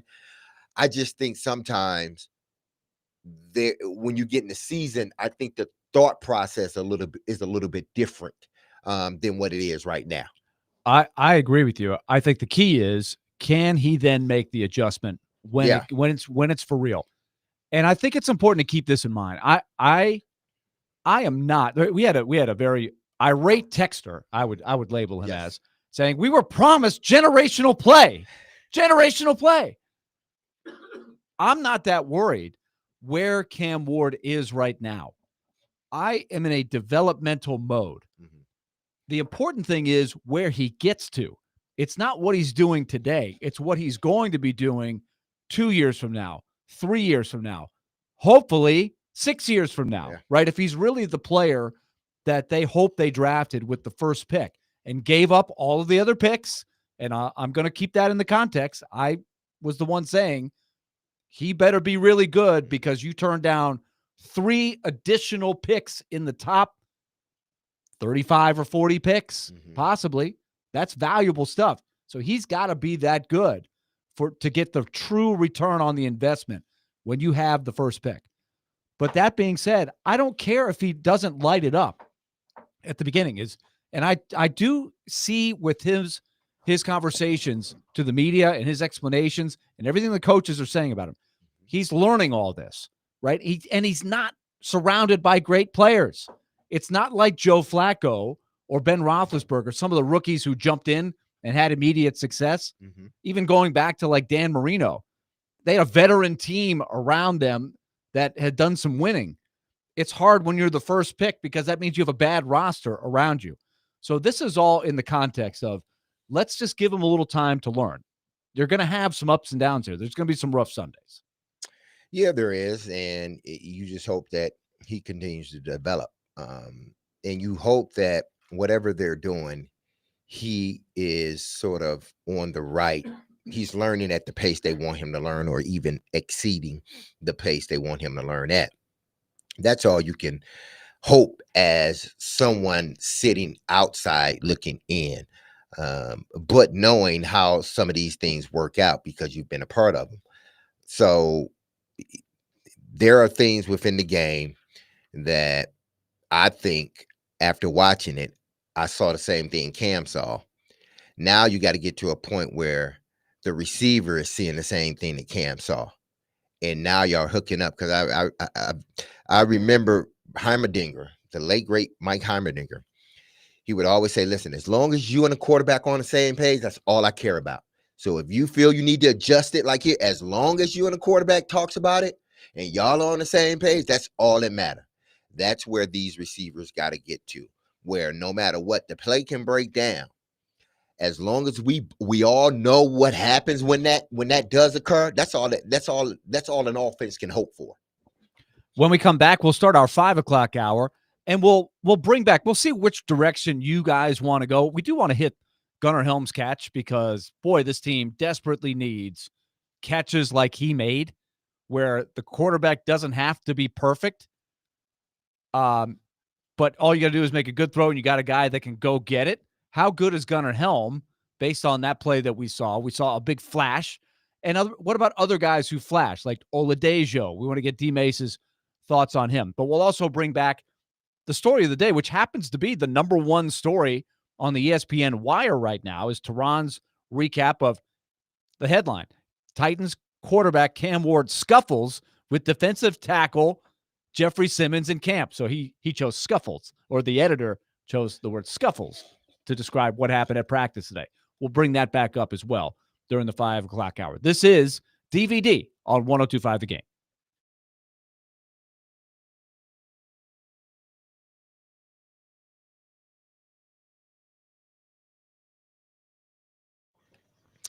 Derek Mason here, and if you've injured yourself in a motorcycle accident, go to lawtigers.com for your free case evaluation. Even if your accident was months ago, you have nothing to lose by calling Law Tigers.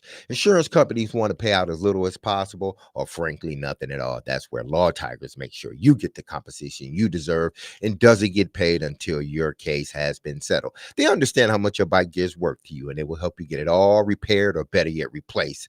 Because at Law Tigers, they are the resource the motorcycle community turns to when in need. So whether it's to support you at an event, or if they see you broken down on the side of the road, with Law Tigers, you'll never ride alone. So call 1-800-LAW-TIGERS or visit lawtigers.com. That's Law Tigers, which is powered by Freeman and Fuson. And you can find them in Nashville at 2126 21st Ave South. Law Tigers, Tennessee's motorcycle lawyers.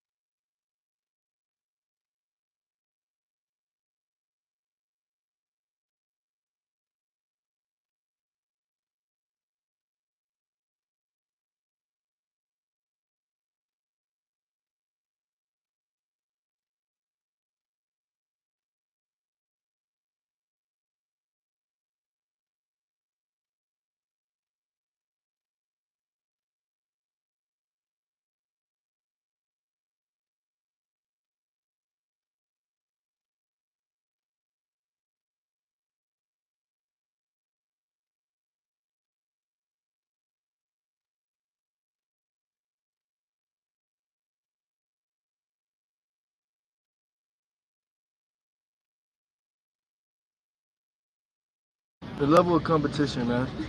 Let me show you that the offensive guys, they care about winning. Defensive side, they care about winning.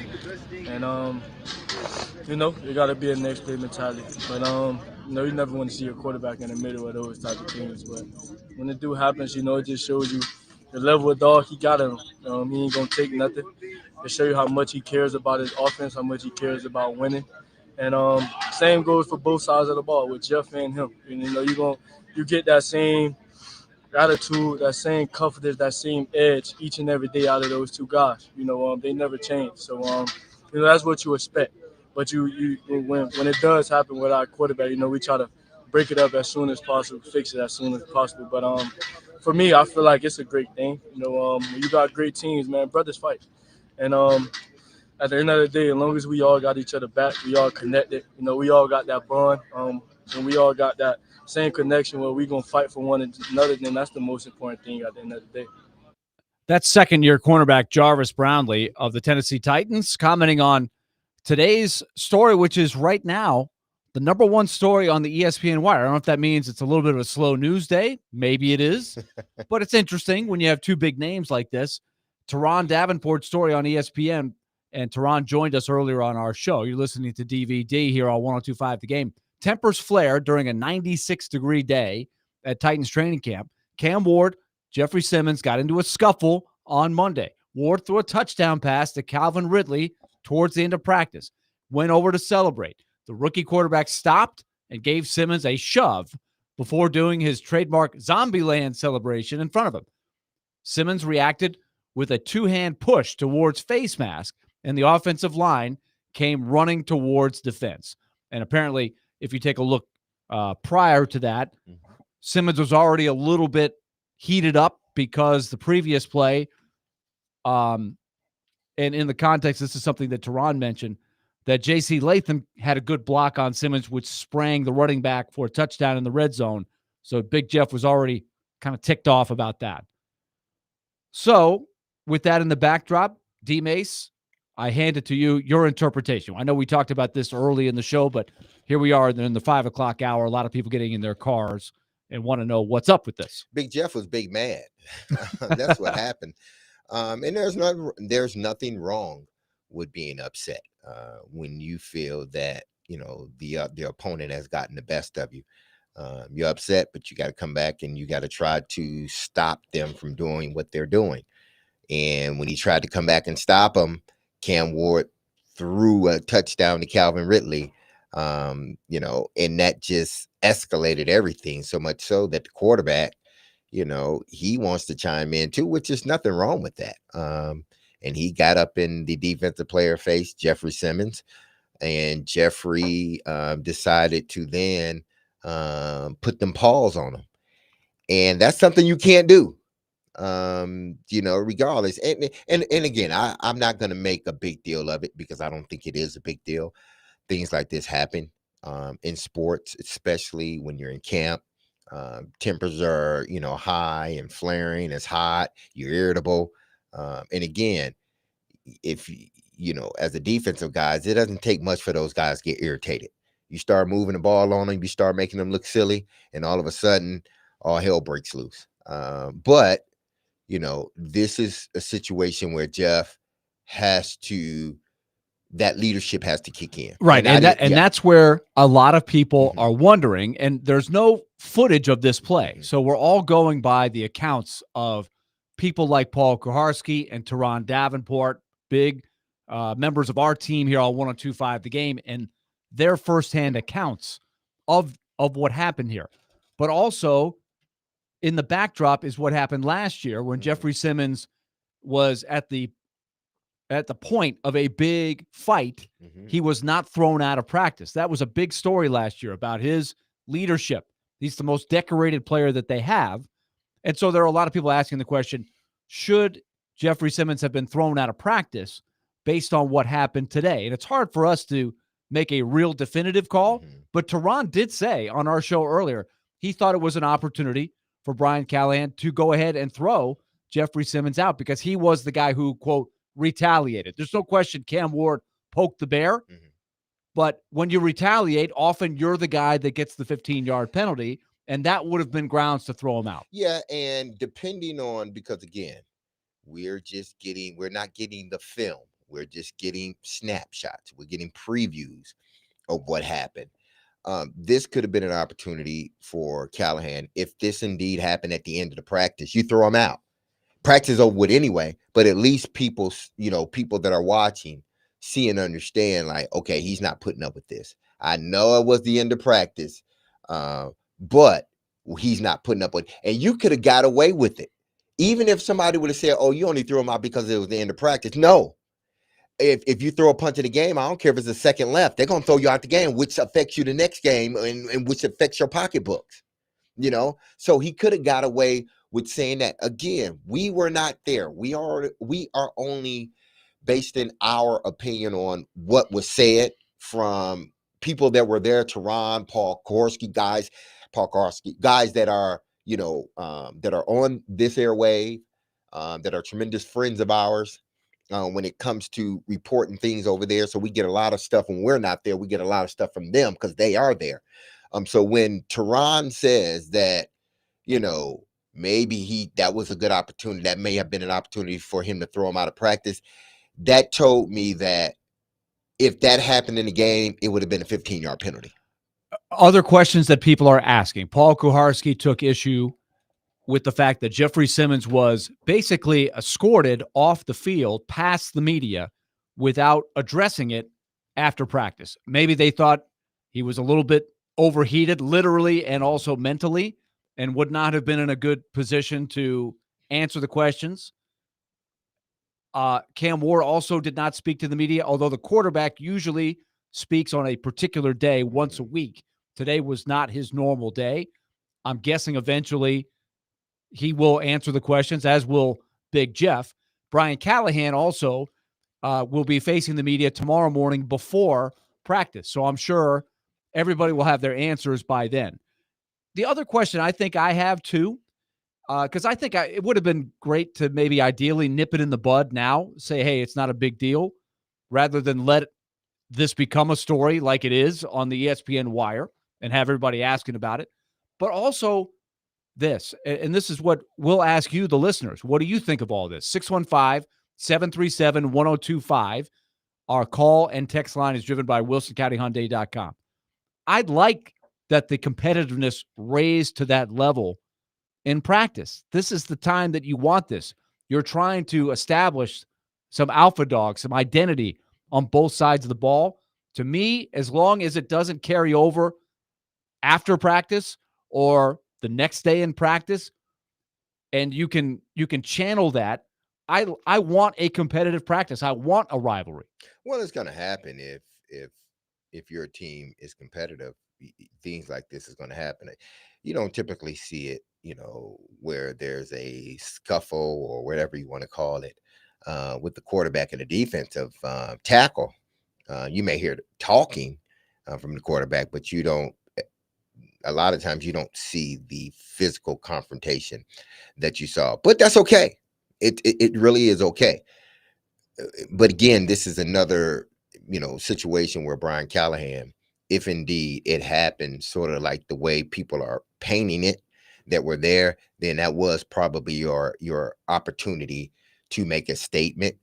It would have been a perfect time, because if it was the end of practice, so be it. You kick him out, but at least you are, you're setting some boundaries here. Like you can't do things that are going to hurt our team. And Jeff has to understand that too. You can't do things that are going to ultimately hurt your team.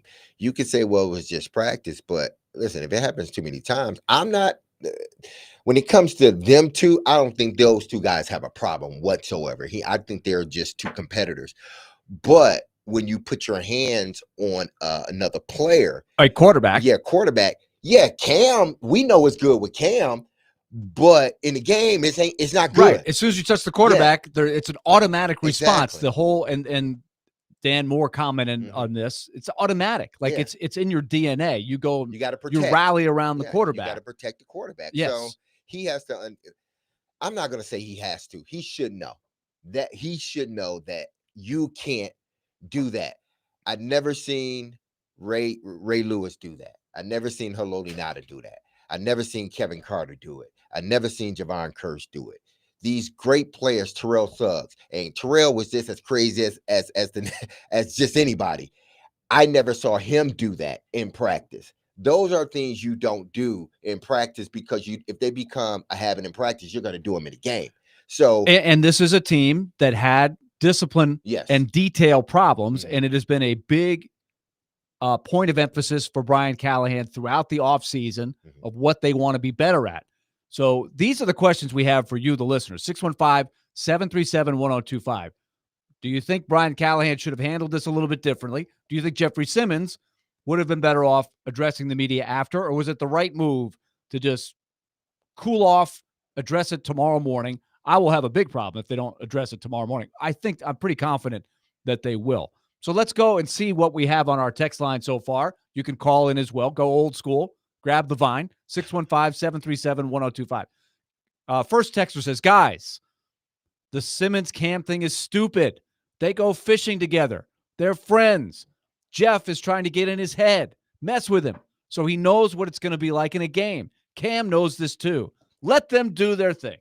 Listen, I don't think they have a problem with one another. Yeah, you're right. They may go fishing together. This is not trying to frame it, at least not from my standpoint. And I don't think it's from the show standpoint either. We're not trying to pit these two against one another because that's not the case. I'm sure they have a good relationship, as good as it can possibly be. He spends the bulk of his time with the defense and he the offense, but I'm sure they break bread enough to have a friendship. Okay. So that I am not worried about. It happens. What I'm saying is the leaders that I've been around on defense, they will chirp and they will go back and forth. Kevin Carter, Bullock, Lewis, Suggs, Curse. I mean, all these guys that I played with that we considered leaders, yeah, they chirp. Blaine Bishop. Me and Blaine and I got into it. We chirp. But you know that there's a limit. There's that line. Because if you in practice, if you are a habitual line stepper, you're gonna cross it. You're gonna cross it in the game. And also, I think for a young head coach, Brian Callahan, it was another opportunity, perhaps, to flex the authority of the head coach and say, I am willing to set the standard, even with the most decorated player that I have, the highest paid player. That's when I'm not going to be one of those guys that, hey, if it's the third string guy, I'm not going to make a example of the third string guy, kick him out, and not kick out the top player if that's the guy that I feel should have been kicked out. So I'm sure Brian Callahan will have to wrestle with this. I'll have to answer the question tomorrow morning. True? Yeah, he's going to have to answer it. And I'm sure. And he may say, look, it wasn't anything. It wasn't even a penalty. None of us have seen the film. Yeah, I will tell you, he's going to say it's nothing. But I would say that Tehran is usually a guy that is not going to overblow something like that. And he was the one that said he could have thrown him out. Yeah, somebody's going to mention that, Jeffrey Simmons put his hands on the face mask of Cam Ward. Is that a 15-yard penalty and or an ejection? And if so, why didn't you eject Simmons after that? That question will be asked to Brian Callahan, and he has to be able to answer that because, again, I know it in the big scheme of things as far as those two guys, it's nothing. They're probably going fishing this weekend after the game if they got time to relax. It's nothing. But when you're talking about just as the whole, when you're talking about the season and what can potentially happen inside of a game, yeah, that's big because you don't want to consistently do things in practice that are going to be detrimental to your ball club and think, oh, I'm not going to do that in the game. Yeah, you will do it in the game. And we did check. Jeffrey Simmons has had a couple of unsportsmanlike conduct penalties. It's not a huge problem. It's nothing big. Anything like that. But, you're trying to set the standard not just for him, but your whole team. And penalties were a big problem for this team last year. 615-737-1025. One texter says, perfect time to do this. Let's trade Simmons to Cincinnati for Trey Hendrickson. You know what? Hendrickson's a little older. He's only 30. He'll be 31 in December. I have to check the birthdays. It's at least 2 years older than Jeffrey Simmons. So but he's had 17 and a half sacks the last season. And somebody said, I heard somebody say he's on the downside of his career, meaning Hendricks. No, he's not. He just had 17 and a half sacks 2 seasons in a row. How the hell can you be on your downside? But is one player going to solve the problem? No, I would take the player's picks for a Simmons. Yeah. I still am of the belief that regardless of had this happened or not, I would have said I'm still in the mode of exploring the trade options for Jeffrey Simmons. Maybe not today, because that's one of the issues with Hendrickson is making a trade right now is not easy because, the what you get for that trade doesn't help you right now if you're a contender like the Bengals. I don't think he's going to get traded, but we'll see. 615-737-1025. Give us your reaction. Here on a Monday on DVD, we are broadcasting live from the Busy Bee Plumbing, Heating, and Air Conditioning Game Nashville studios, home of the $99 yearly Beehive membership, where the buzz is always about great service.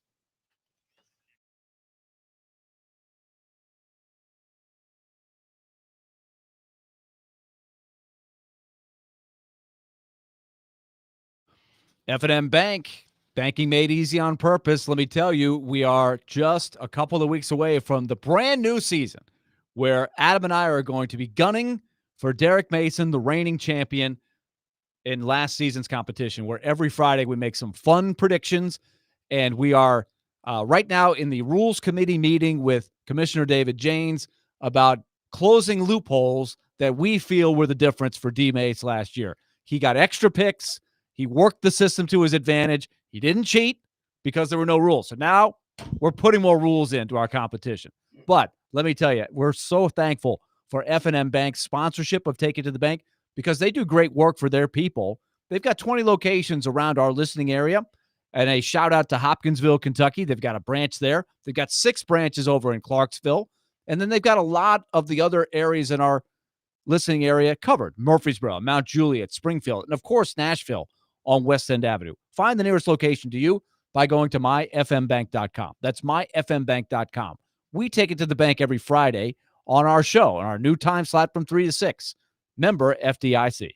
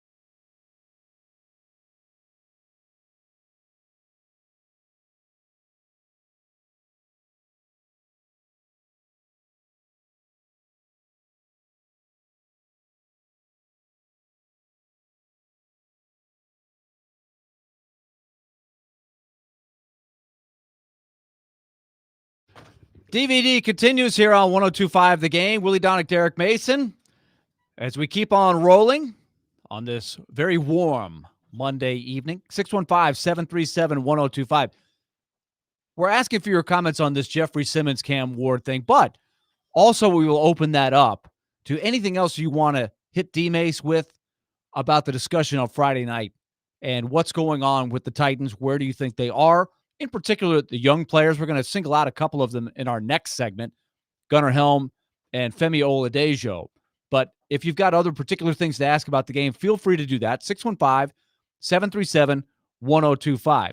On the Simmons and Ward scuffle, Texter says, what the HE double hockey sticks? You don't throw down on a QB, period. So he says, no matter what you do, you don't touch the quarterback. No, I mean, yeah, you don't. But it happened. Again, I'm not going to make this about, pitting one player against the other, because I don't think that's the case. But, those things, when you do them, in practice, because you're heated, there's a likelihood that you would do it in a game if you're heated. If something like this happens to you in a game, because you've already sort of given the blueprint, in a sense, to how to get a 15-yard penalty. So against Jeffrey Simmons, so he has to understand that. Yeah, you and Cam still buddies. Everybody knows that. It wasn't nothing big, but in the game, you will get a 15-yard penalty. You will get a fine in your locker on Tuesday that you will pick up on Wednesday when you come in, if you don't come in Tuesday. And you're hurting the team. So that was a prime moment for Coach Brian Callahan to escort you out of practice, meaning kicking you out of practice. And that would have rang loud amongst that team. Other things we've discussed today, of course, is the Cam Ward stats in the game so far. We hit that hard last hour, but if you've got questions on that, if you're just joining us, feel free to jump in there. 615-737-1025. Merle from Mount Juliet says, do you guys know if Dan Moore is okay? He was limping off the field with a trainer the other night. By all accounts, it was very minor. You always cringe with that because they really need him. He did get rolled up. If you slow that play down, you've seen plays like this where another lineman, offensive or defense, falls on you when you're not suspecting it could be bad, but it did not look bad at all. I think he's okay. Nah, he'll be fine. Just a little roll up. Let's go to Josh on our phone line, driven by WilsonCountyHyundai.com. Hey, Josh. Hey, guys. Wanted to comment on Simmons. I dislike, and I'm disappointed a little bit. Like that they're getting heated on the field and we're seeing that competition take place. Don't like that, Simmons' ability to hold character, keep his cool, and stay the line when he's looked at as a leader. It's disappointing. I mean, he had a run play by J.C. Latham where he got blocked and then he gets passed on. And, I expect the rookie quarterback to get in his face a little bit and be proud of his work. And I think, D-Mays, you said it great. Look, there's going to be some chipping when we're playing football, but at the same time, you got to be able to keep your cool. And when you're looked at it as a leader, your ability to not stay collected, it's just a poor reflection with how much we always talk about him and how great he is being a flagship player, and disappointed in Callahan for not stepping in and making an example, because he reminds me of a high school bully, Simmons does, where he wants to talk this big game and he wants to be tough and the leader of the team, but the second things don't go his way, he gets emotional about it. You just don't like to see it. Okay, Josh, thanks a lot for the call. I would say two things. A, I don't think this is the kind of thing that would happen in a game, not over this, right? Jeffrey Simmons does not have a chronic problem of losing his cool. He's been playing this game for a long time. I'm going to give him the benefit of the doubt there. Now, what happens at practice, you have to address, right? So I think it's a fair thing to ask about Callahan. The other thing is, too, I would assume Cam Ward is not going to do this in a game when they score a touchdown. He's not going to run up and shove a player on the other team. I think he did it to stir it up a little bit and kind of have a playful, competitive banter with Simmons, who he's got a rapport with. Yeah, and it happens. And again, I understand where the caller is coming from. Um, you know, you like, you dislike, disappointed. Yeah, you can be disappointed in Jeffrey because of some things that have happened in the past. You can dislike how he reacted, and you can like the aggressiveness that both of those guys have with one another. You have a guy on the offensive side of the ball that seems to be an alpha, and you got somebody on the defensive side of the ball that has shown he is one. And you're going to collide every so often, but you hope that it doesn't come to where you're pushing and shoving the quarterback, because if the quarterback gets hurt because you shoved him, you might as well pack your bags and leave the building, because they're going to end up cutting you. If he gets hurt to a point where he can't play, you might as well, and depending on how the team is doing, you might as well leave the city, because everybody's going to be mad at you. So that's like, you don't put there are two things you don't do in sports. And one of them is you do not touch the cash cow. In football, it's the quarterback. In basketball, it could be the marquee player. In hockey, it's the goalie. In hockey, you just don't you. I don't care how angry you are with him. Don't you touch him. That's just an unwritten rule. Baseball is the same way. If you brush back, the top hitter, there will be a retaliation. Exactly. They will throw at your best hitter. That's exactly. the way it's been played. He understands that. And hopefully, because Brian Callahan is talking tomorrow and in the morning, and we will have our very own Adam. He will Van Vingen. He will be there. So he will get, record what's going on. It will be a little extra attention paid to that. Absolutely. To that press conference. So hopefully they have whatever story they want to put out. They better hopefully they need to be on the same page. Everybody's on the same page. No question about it. 615-737-1025. Text or text in. By the way, if you're not going to give your own name on the text line, have fun with it and make up a name, Mr. Fantastic or the Hulk or something like that. What did we do? We did we Marvel have themes, last time. right? We do themes sometimes. Let's we can do that. Instead of Marvel, what's the other one? DC. Let's do DC. Yeah. Okay. So if you don't want to put down your name, put down a DC character. Well, let's have the Flash. This will be the Flash. Cam hasn't scored on the opponent's second team defenses. Now he scores on the Titans' first team defense. The defense ought to be mad. We got some smart Alex on the text line today. Can't blame Big Jeff for being mad. I don't even know how to answer that because it made me laugh. Yeah. Well, this is another theme. Is there's a little bit of panic. Yes. That Cam Ward, because they have played 2 games against teams that have not played their starters, and they haven't smoothly dominated. But I'm trying to put that in the context of this isn't a great roster around Cam Ward right now. And I'm still looking big picture with Ward. So it doesn't bother me as much as it's bothering people. But there are a lot of people that love to overreact, and they're hyper critical of what they're seeing. And it did look ugly at times on Friday. So are you worried? No, I'm not worried, but I would say that, I'm just, I'm uneasy a little bit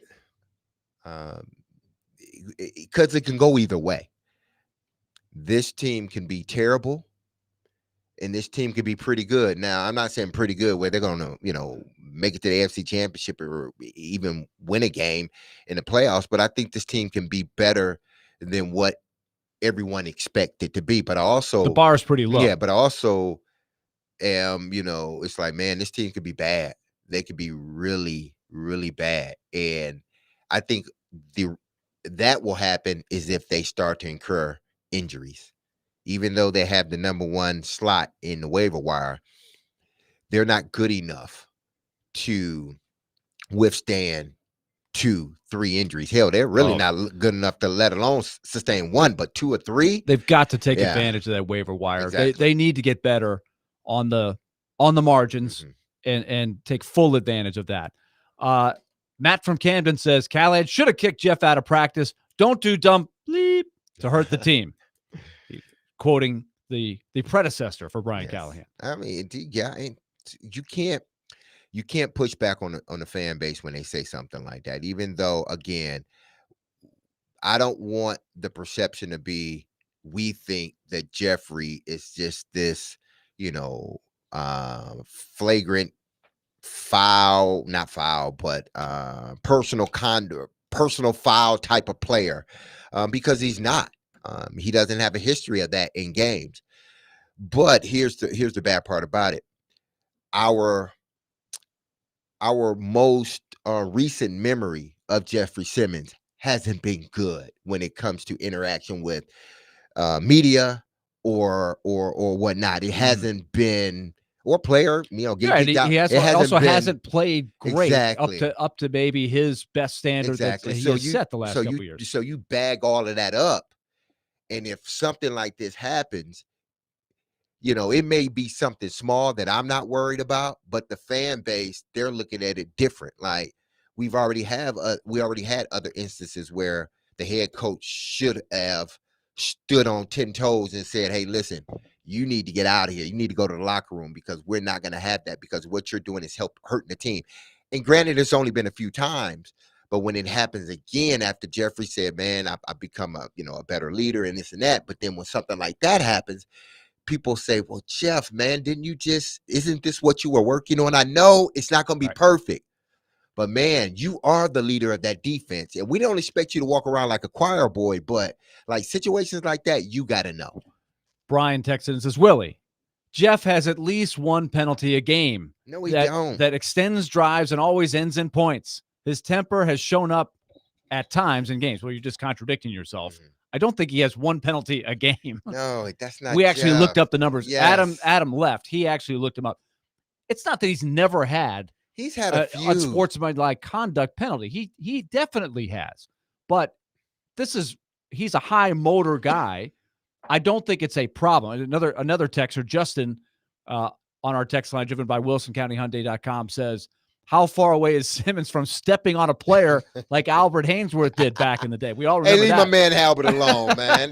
Albert catches there's strays. a guy that could snap. Leave Albert alone, man. Albert did snap a couple times. He definitely did in that game against the Cowboys. Oh, Albert got kicked out of practice too. Don't worry about it. He snapped on some people in everyday life once or leave twice. my man Albert got alone. On the record. Albert catches strays. I love you, Albert. I'm not saying nothing bad about my man Albert. Let's go. You want to go to these callers? Yeah, Willie? let's do it. We got a lot of people. Let's get to Bart up first. Bart, welcome into the show. You're on DVD. Hey, thank you so much. Enjoy listening to you guys so much. This is for D-Mace. Of course, you've been in those locker rooms. First part of the question is, does this get awkward, when these things happen between two players? And does that kind of create a domino effect for a divide between offensive and defensive players? And then the second part of my question, I'm curious. I'm actually a former sports media member from long ago, so I think I have an idea about this question, but I'm curious what D-May says. How would Coach Fisher have handled this? So that's it. I'll hang up and listen. Appreciate Good question, you guys. Bart. Thanks. Thank you. Fish would have kicked him out. For one, he wouldn't have touched Steve McNair. He wouldn't have touched Steve McNair because I think. But would Steve McNair have gone in and pushed somebody from behind? Like Cam Ward did instigate. Yeah, I don't think Steve would have. Yeah, I don't think Steve would have done that. But if it was just one of those rare days, then he would have had to go through B-Hop. He would have had to go through Runyon or Fred Miller. He would have had to go through so many other offensive linemen first before he even got to Mac. But Jeff would have threw him out because Jeff was known. He didn't have a problem with throwing guys out of practice because it's his thing. If you're going to fight in practice, I'm going to do the same thing they're going to do to you in the game. I'm going to throw you out. We just can't have that. Now, as far as the awkward part, Bart, no, it doesn't get awkward because a lot of times, man, it's just the heat of the battle and you're going at it. And, by the time practice is over with, you're really not even thinking about it, man. It does look like there's a theme of texters here because I don't think we're going to get to them all. We got so many, but there's a theme of the bottom line is you never touch the quarterback, no matter what. You're right. But I don't know of many times I've ever seen a quarterback because I think he just did it in a little Let me just poke Oh, the he was bear a showing him little up. bit. He was showing him Yeah. up. Yeah, absolutely. He was showing him up. So there does have to be that caveat, I think. Yeah, he was showing him up. I guarantee you he was showing him up. And if I was out there, I'd have been hooping and high too with my quarterback showing him up too. But then that's where it stops. You don't put your hands on That's my why I think tomorrow morning there Yeah. needs to be because I don't think there will be a carryover. I No, do you're think right. there's a good rapport. They've both been on the record. Ward and Simmons like the back and forth. Exactly. And hopefully this is helping the team get better and keeping the competitive level high. All right. When we get back, we'll continue to take phones and text on this. 615-737-1025. Keep them coming. We love the reaction here on Monday here on DVD. Stay tuned. Final segment coming up.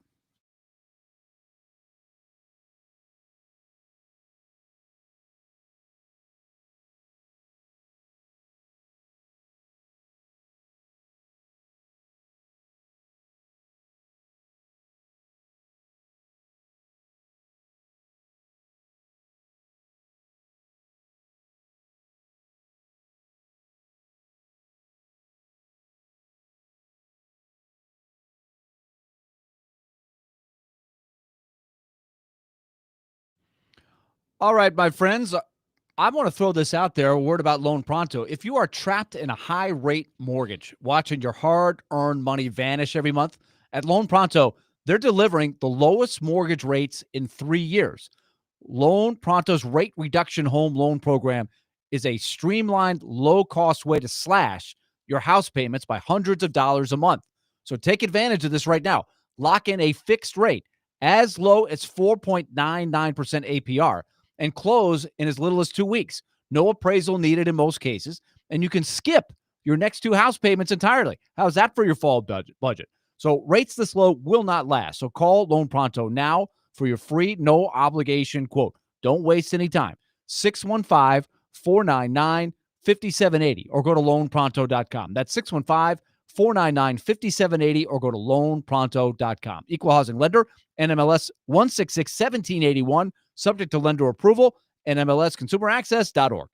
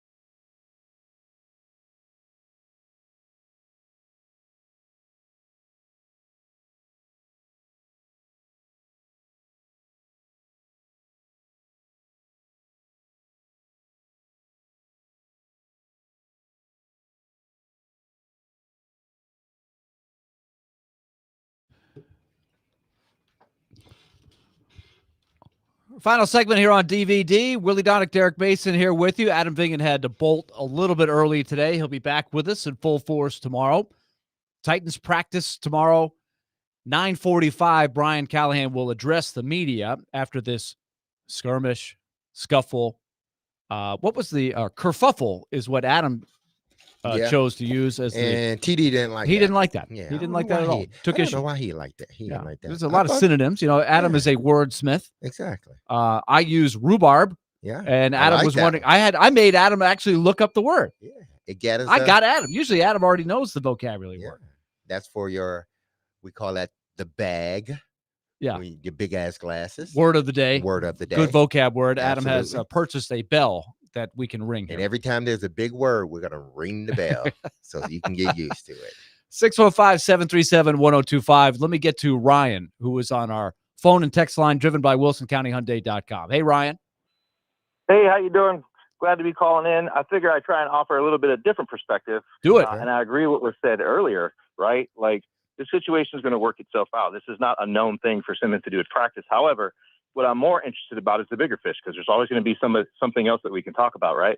Like, from you folks, what do you folks expect, or going into the third and final preseason game, some expectations for Cam Ward, and then moving into the season, like, what are your realistic expectations for his first year under center? Presumably that he is the starter. So that's what I'd like to know, apart from the drama that took on today. So you're looking beyond the issue today, and you're looking at big picture, how he's progressing. Thank you, Ryan. This third game, I'm not sure how Coach Callahan is going to put together his roster for the game. Maybe he says they're going to play. Sort of like last week where, some guys didn't play, some guys did. I would like to see Calvin Ridley and Tyler Lockett and Van Jefferson all out there with the quarterback as well as the tight ends.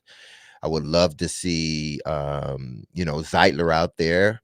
Not so much Cushenberry, even though that would be a plus, but, don't rush him out there if you don't need him. As long as he will be ready before the beginning of the season, if that's possible. But I would like for this offense to be more in sync.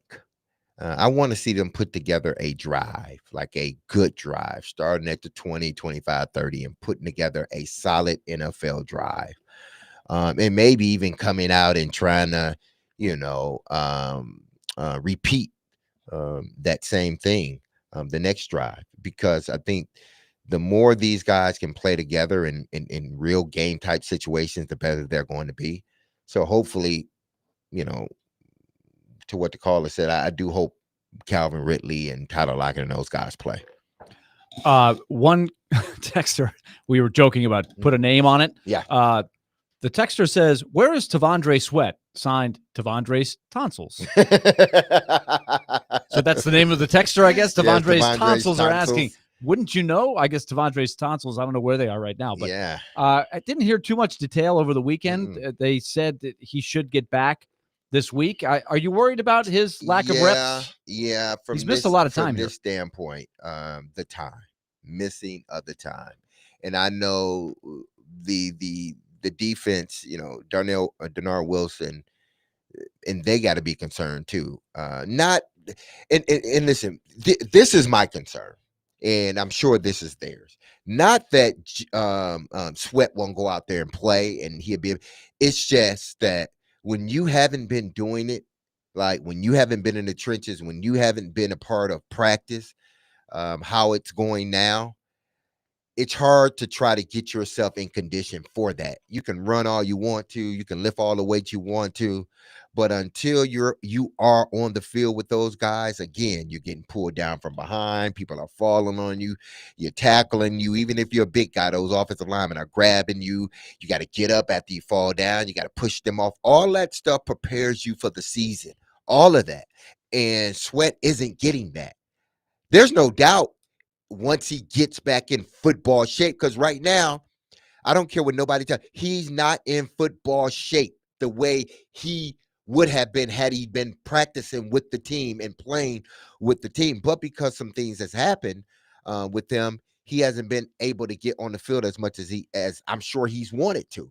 So that's the part I'm concerned about, him being physically, like being able to play the way he played, all the snaps he played last year. That's what I'm concerned about. That at the beginning, he won't be able to play a lot of snaps because he's working himself into the shape that he needs to play for the season. They need him, no doubt about it. A lot of people who already were in the camp of trade Jeffrey Simmons are using this as fuel to say, let's trade him. Let's make an offer to the Cowboys. Let's make an offer to the Bengals. I don't know that that's a real thing, but it is something that I think gains momentum when something like this happens. If you already were out on Jeffrey Simmons, but let's wait and see how the defense looks with Simmons and Sweat in there. We haven't really seen that yet. Another texter, let's call him Green Lantern, since we're using DC comic characters for unnamed texters. Is Simmons irritated because Ward is getting all the attention and not him? No, I don't think it has anything to do with that. They're not even thinking about that. I just think he got the best of him. Yeah, when you get mauled by the right tackle on one play, and then they come back and they score a touchdown on the next play, yeah, you're a little peeved, and you're a little irritated. So I don't think it has anything to do with, he's jealous of him. I know Jeff doesn't come off as a guy like that. I would never think that. I just think he was, he's a competitor. He's a competitor. And listen, if you don't want to be in your feelings, stop them from scoring. That's all I say. And the play before, J.C. Latham got Jeffrey Simmons a good block on him. And according to TD, the real rivalry every day is Latham versus Jeff in practice. So that needs to be thrown in there. The Sam Squatch in East Nashville. I have not run across the Sam Squatch. I live in East Nashville. But he says, hey, all of this makes it way easier on the heart to accept that the Titans are going to be terrible this year. Our success will be determined by the development of Cam Ward. Well, yeah. I think you're right from that respect. The winning will come as the development starts to come for Cam Ward. It's hard to not develop your quarterback and try to pick up wins unless you got a hell of a run game in a lights out defense. Then you can work around the ineptness of the quarterback. But if that was the case, then they just bench him and put somebody else in. But as he develops, more wins will come. I do believe that. So let's see what happens during the season. Couple of things under the category before we get out of here. We're going to go more in depth as the week goes on. We didn't really get to it because of what happened today at practice. But quick thought on two of the rookies, because this is another thing about the season. If you accept that it's really about development of young players, starting with Cam Ward, but the other guys are so important. The catch that Gunnar Helm made. Give me your thoughts on that. It's a big-time catch. That's a NFL catch right there. That's a clutch elite catch right there. And that's how they can use Gunnar Helm. Last week I said, Gunnar Helm's going to catch a touchdown back shoulder. Boom. In the game. And he ended up catching a shoulder back, he ended up catching a touchdown back shoulder in the game. Use that big body. That's something that they have not had at that position in a very long time. Since Delaney Walker. And Delaney was more so because of his ruggedness and his ability to just outmuscle people and his speed down the field. He wasn't as tall as Gunnar Helm. I think Gunner's about 6'5", somewhere around there, 6'6", if that, 6'5". I think Delaney is about 6'2", but Delaney was more, bruteness, physicality, able to, fluently move throughout the offense. But he would get his catches down the middle because of his speed, because he was outrunning guys and he had great hands. Gunnar Helm can get down the middle because of his big body. And of course, that wasn't the only catch he made. Exactly. He made a few others as well, that was encouraging. I'm looking for big things from him. I'm looking for, he's one of those guys that we need to keep a watch on. If you've been waiting for this, like exactly. we have some of these preseason games, it's hard to get through them and not just go, oh my gosh, well, somebody like the penalties and the things and the third stringers. But then when a guy makes a play like that, it's like, okay, now that's why we watch these games, to see what we've been hearing about in the practices or why they drafted a guy like that. That was encouraging. Femi Oladejo, give me your thoughts on what you're seeing from him. Femi's still a tick slow. he's still reading things a half a tick slow. You can see the athleticism is there. He ran down the play from the backside, the running back, and made the tackle, I think, which on one did of the not plays. qualify for my Yeah. take it to the bank. I wanted him to get a sack. Yeah, he didn't get but a that sack. was the kind of thing that was he at least a ran down. flash. He Yeah, came and from the weak side and used a little, mobility and tracked the guy down. But then there was another one where, the quarterback, faked the run and got outside, and the back was able to get outside of Femi, and you just saw the sort of awkwardness of him trying to, read and react to it and get out to the field. He was just a tick too slow. And in this league, that's the difference between, a 2-yard gain and a 12-yard gain. You being he may still catch the ball, but you're right there to tackle him. It just seems like when he figures it out, if he does, he's going to be okay. But right now, he's just a tick slow. When it's all said and done, there's no doubt in my mind that this rookie class is going to have every opportunity to play their way into a role for the future or out of a role. And boy, and it's been too much the latter. The last 5 drafts, there's way too many guys that just aren't turning into anything. They need more hits, and this would be a great place if guys like that take advantage of this opportunity they have. That's all the time we have for today. Hey, but Restrepo had a few catches. He did make a couple catches. He had a few catches in the game. Don't forget about that. Restrepo had a few catches. I don't want to make it all about Restrepo. I know a lot of people are all that, but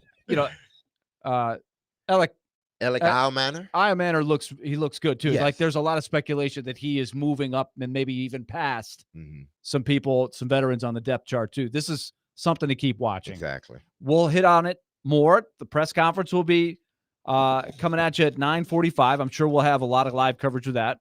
We'll be back with you at 3:00 tomorrow, back in full force on DVD. Adam will be back at the helm. Not the gunner helm, the helm of the show.